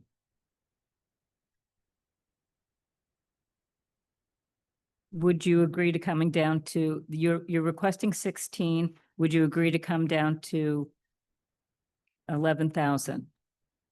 That still gives you 5,000. Say. Say no. Yeah, no, probably. Like I said, that's a little thin still. That's a little thin to get me through the rest of the year. Can you do 12? It's like, I'm at a bidding parlor. No, we could try to get by with 12. Okay, thank you so much. That's a reduction of 4,000 right there. All right, See, I don't want to cut things so thin. So if I run out with that line item is done. right. Why go from there? Right back here. Yep, Yeah, you come yeah. right back and we'll give you money. All right, so Promise? for, Yeah. promise, You make me say promise. yeah, I promise. 077 for maintenance of all buildings. You've spent 199, you've requested 225. Can you bring that down to 210? That's still leaving you with $10,000. Well, if you No. bring it to 210. 210, be yes, no, that's, 15. what do we? paid trying to down. rate today? Yeah, taking out 15. Okay, I misunderstood you. Thought you had said that. 200,000. Right. With the encumbrance. Right. Yeah. So I would say no. Yeah, no. There, I don't think there's any room to cut here. There really isn't. Nothing? No. Okay, for 551 Valley, this has been discussed ad infinitum. We are no longer going to be paying for the rental for the Arts Committee. We have already spent how much to date? I think we can bring that down to 9,000. From 15,000 down to 9,000 with a savings of 6,000. And if the Arts Council would like to maintain their building, they can pay for it. I'll second that one. Councilwoman Scarpa, please raise your hand, please. Oh, sorry about that. So, Mr. Smiraldo. so the mayor and I met with the Arts Council last week. I did send you today their profits and losses. I think I asked them for their budget. That's what they sent me, the profits and losses. So you should have received that today. We did. So we did meet with them last Tuesday, I believe it was, and they don't want to leave the space. They do want the council to assist them. They do wish that they could remain in a partnership with the council. I'm just giving you what I came out of the meeting. What they're asking for is that they understand that the council does not desire to pay for them anymore, and they were hoping to at least get to November 1st, and then they would seek their own fundraising.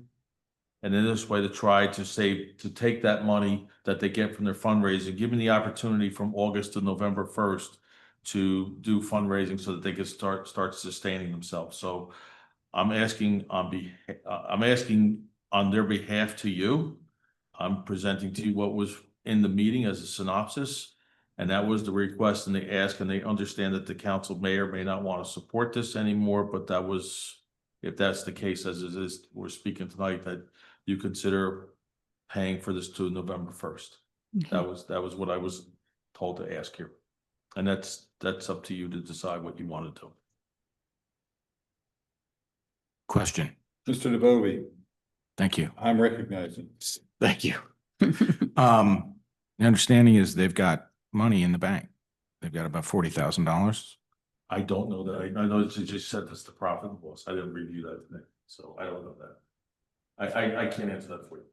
Well, I mean, if they do have that kind of money, that would more than cover the rent from now to November.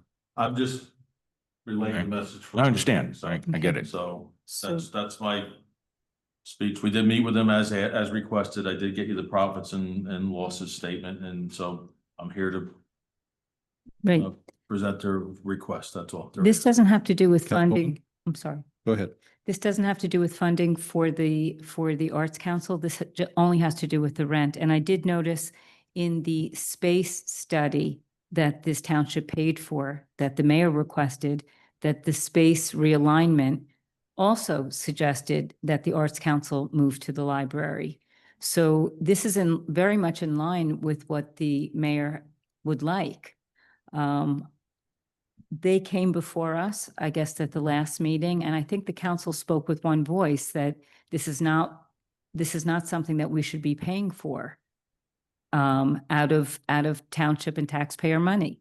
If they would like to cover the difference to stay in November till November, that's their choice. But my request is that this move down to $9,000 from $15,000, and that we reduce this by 6,000. I'll second that. You go with that? I mean, to me, this is. No, I mean, this is the council cutting it. I mean, I think we've said our piece. Mr. Smeraldo, there was some discussion about moving the Arts Council into the facility at 10 Rooney. Where does that stand? That's just like all the other projects with the capital request. We haven't discussed any capital costs yet.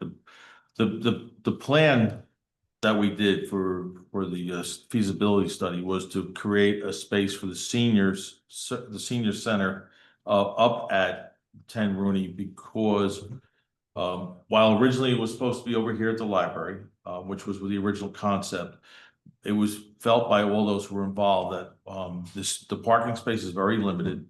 The access into the facility may be challenging for some of our seniors, whether it be taking the elevator in or walking up around the path.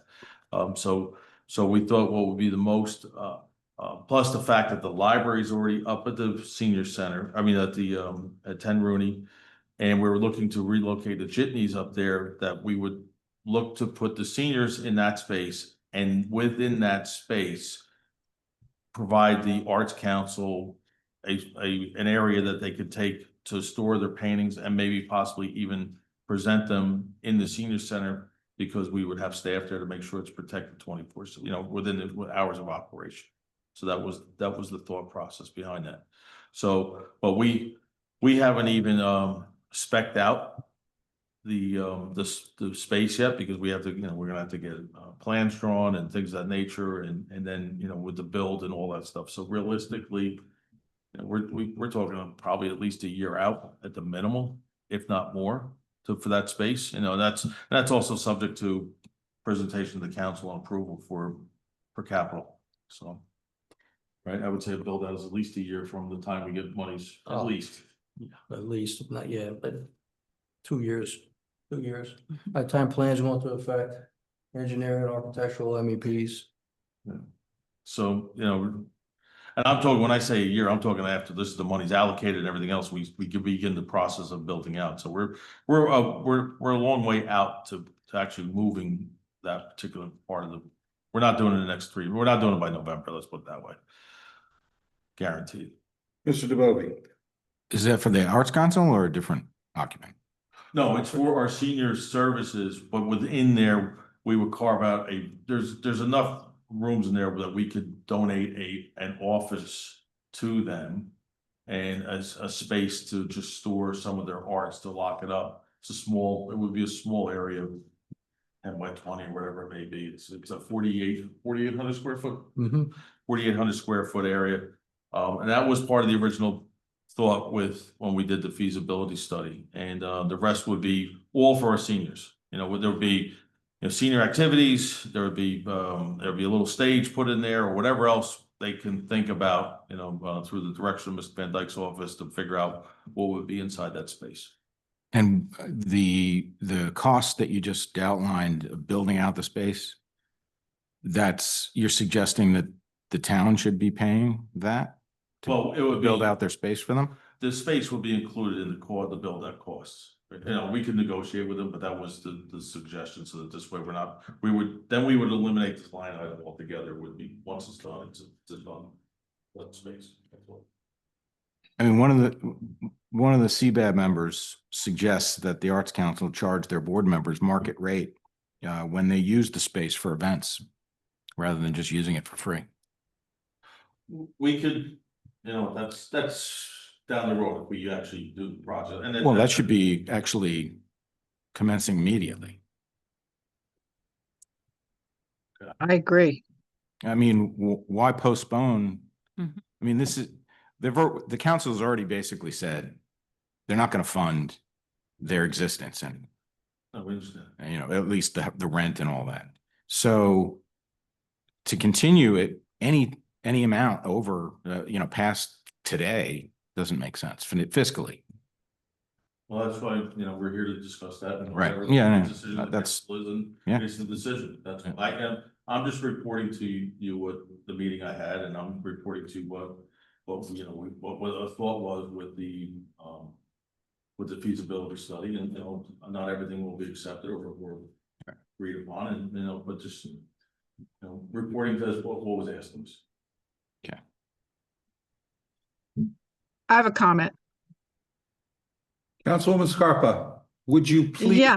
raise Oh, your sorry. hand? No, would I you didn't know that you please saw raise your me. hand before you speak? It Maybe has you could been. Put it I didn't on realize mute. that you saw it. Put it on mute, raise your hand, be recognized as and unmute. This is really I- difficult for all of us here. I Please. know. I've had it raised though for 10 minutes. I didn't realize that you saw it. Please go ahead, Councilwoman. Yeah, I just want to say that one of the problems we have with the budget, we can only cut so far, is we need to generate revenues. Right now, we're generating revenue from that space. I'm not sure how prudent it is to start throwing a lot of money in there and putting these other people in there, investing in there when we are generating revenue. I would like to see us generate revenue from that space. I know the seniors are not interested in going into that space in the library.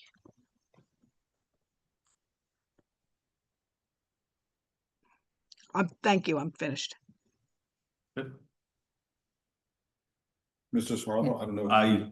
I don't know that the seniors don't. I know that the senior director does. The people that she deals with want to go there. They like the idea that they could be brought up to the senior center and the library as an all-inclusive trip. But that, again, this was a report that was presented, a study, and, you know, nothing has been done with it yet. We just presented it as an option of what we could do to serve the residents better. That's all. So, I'm pretty well networked out with the seniors, so, you know, there might be a small portion that are interested in that, but I know the majority that I've spoken to are not. good. Thank you. Okay.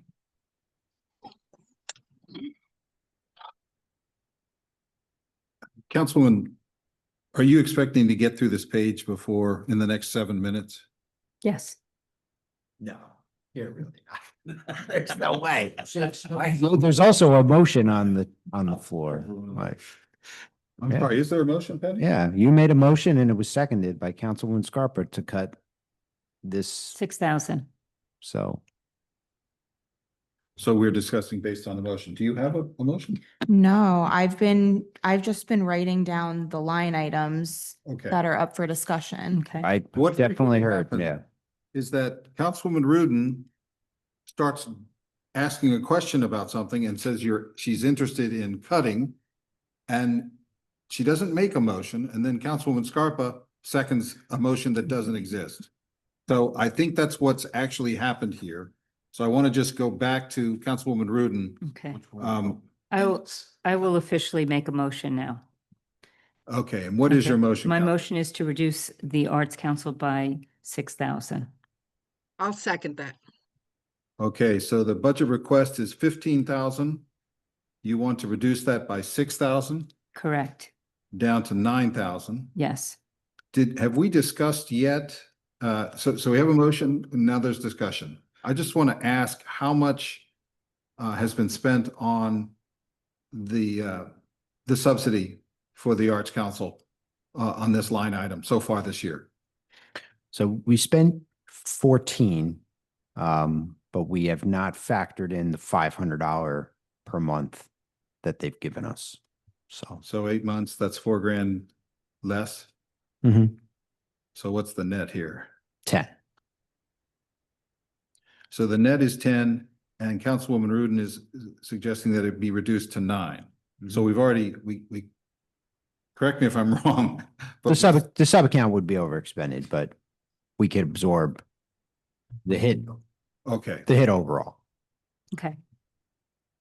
And so what you're suggesting or indicating, Councilwoman Rudin, so their August subsidy payment would not be made. Is that, do I understand that correctly? I don't know if it already has, but That's That's essentially what That's already this would do. encumbered, isn't it? No, 14,000 includes, January through July. okay, I do believe we have a 30-day clause with them. could you speak into the microphone with the AC? I do believe we have a 30-day notice to them, so I don't know if we'd be in breach with that, to get the exact number. I believe that was the agreement. It says 30-day notice, and since it's August 4th, I don't know if we'd be in breach, so I'm Right. just letting you know that's all, to make your decision and whether we pay it now or we have to let them know for the 30-day notice, so. Okay. Councilwoman Scarpa, Yeah, I thought that agreement was with the landlord, not with the Arts Council. They couldn't foot the bill for the August. Isn't that agreement with the landlord? It is, yes. It is. Yes. The agreement's with. So, right. Okay. who's the counterparty? Is it the township with the, with hands? Yes, Okay, so that's the contract. And you're saying that you're not sure whether it has a 30-day. I Notice. believe the agreement with them was that we have to give the Arts Council 30-day notice so they know to start paying the bill. But I could double check that. I just want to Yeah, make. I didn't sure see we're not- that. I just want to make sure we're not breaching anything that we. Oh, that's for sure. Councilwoman Scarpa, do you still have the floor? No, I'm done. can we, Mr. DeBowie? I've got are we done with that line item or? No, we have a motion. I'm sorry. I'll So you're come back good? to me. Come back to me. Okay. So this, If I could, if is that okay with everybody? yes, I'd like to suggest that we give careful consideration to the fact that our contract might require us to give a 30-day notice and what the impact of that's going to be. All right, so is what we're saying is we're going to cut off this money to them on August 4th before the August payment is made. And we don't know whether we need to give 30-day notice? I don't have that answer for you. I just want to make sure that I'll find that out tomorrow for you to just let you know whatever. Councilwoman Scarpa. Yeah, we could, if there's a problem, I read the contract. I don't remember seeing that, but if there's a problem, we can always put it back in. I think we should just move forward. Thank you.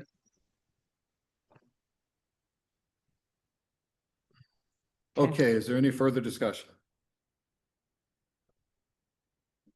You're just teasing me, right? No, You're Not- scratching your ear, making me think you're raising your hand. But you're not. not for this item. Okay, I got other things. okay. okay, So there's just to close my discussion, I know there can be an argument made that this is not an abrupt change, that that the Arts Council has been told for months that this is in the works and that they should prepare. I think that's a fair statement. I'm inclined to sort out the contract and give them the 30 days notice before we cut off the money. That said, That said, in 2013, I voted against this contract. This was one of the 4-1 Joe votes when I was on the council before. And I didn't think it was a wise use of our money. And I still don't. But I also feel that these folks have had this subsidy for 12 years, and this is a little bit too abrupt of an action. But so anyway, any more discussion? Madam Clerk. Councilwoman Rudin? Yes. Councilwoman Scarpa? Yes. Council President Krokoviac? No, The motion carries. thank you. So it's now 10 o'clock. And I agree with Mr. Tiniak. We are not going to get through this page. So let's just save it at 07A rental 551 Valley Road, and we will pick this up at the next meeting. Is that okay with everyone? So we have consent? I'm okay to stay. Okay. Can I'm I okay just to ask one stay. question, please? Hold on just a second. Hold on just a second. Madam Clerk has the floor. I apologize. I just want to make sure at least I have my records correct. I know there was a discussion to reduce 071 by 7,000, 072 by 1,000, and 073 by 4,000. Should I keep that or, and for discussion on Thursday? Yes. Okay. But you have 071 by by what? 7,000? Mhm. And that was for janitorial services. Right. 072, the HVAC service contract, reduced by 1,000. Correct. And 073 for miscellaneous repairs, reduced by 4,000. Yes. Okay. And then this one too. And then 007A. Yeah, and we just took care of that one in For its 6,000. entirety, so, okay. Right, that was a Okay. motion. Yes, But the first three were basically consent by the administration with the council, so it okay. wasn't actually a motion. Okay. So, but But They that was, agree. okay. great. Yes. Thank you. yes, Councilwoman Rudin is a hard bargainer. Mhm. I do not want to try to be across from her on a house sale, ever. Motion to adjourn? Council President, just, Yes. I'm sorry, Mr. Stroll, I forgot about you, sorry. so for Thursday night, Thursday evening, we have Director Reynolds coming back. Okay, we still have Ms. Van Dyke, who's not available Thursday or Friday, she said, but I did invite the Recreation Department, we still have the Building Department.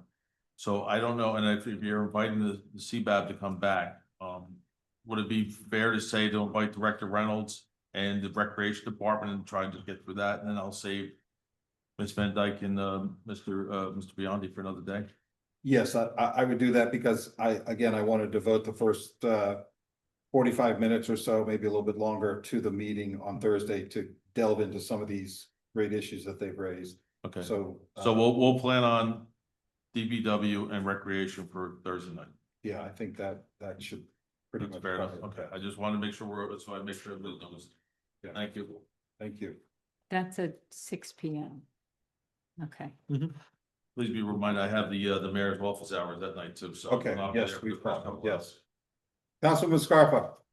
Yeah, can I just ask Mr. Detiniak to make sure he has the running totals for us? Yeah, we'll update with what we did tonight. Great, thank you.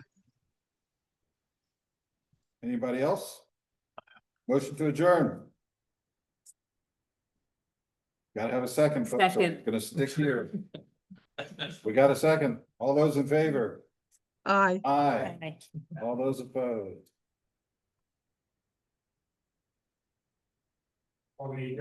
We are adjourned, Mr. Fagan, please. With extreme prejudice.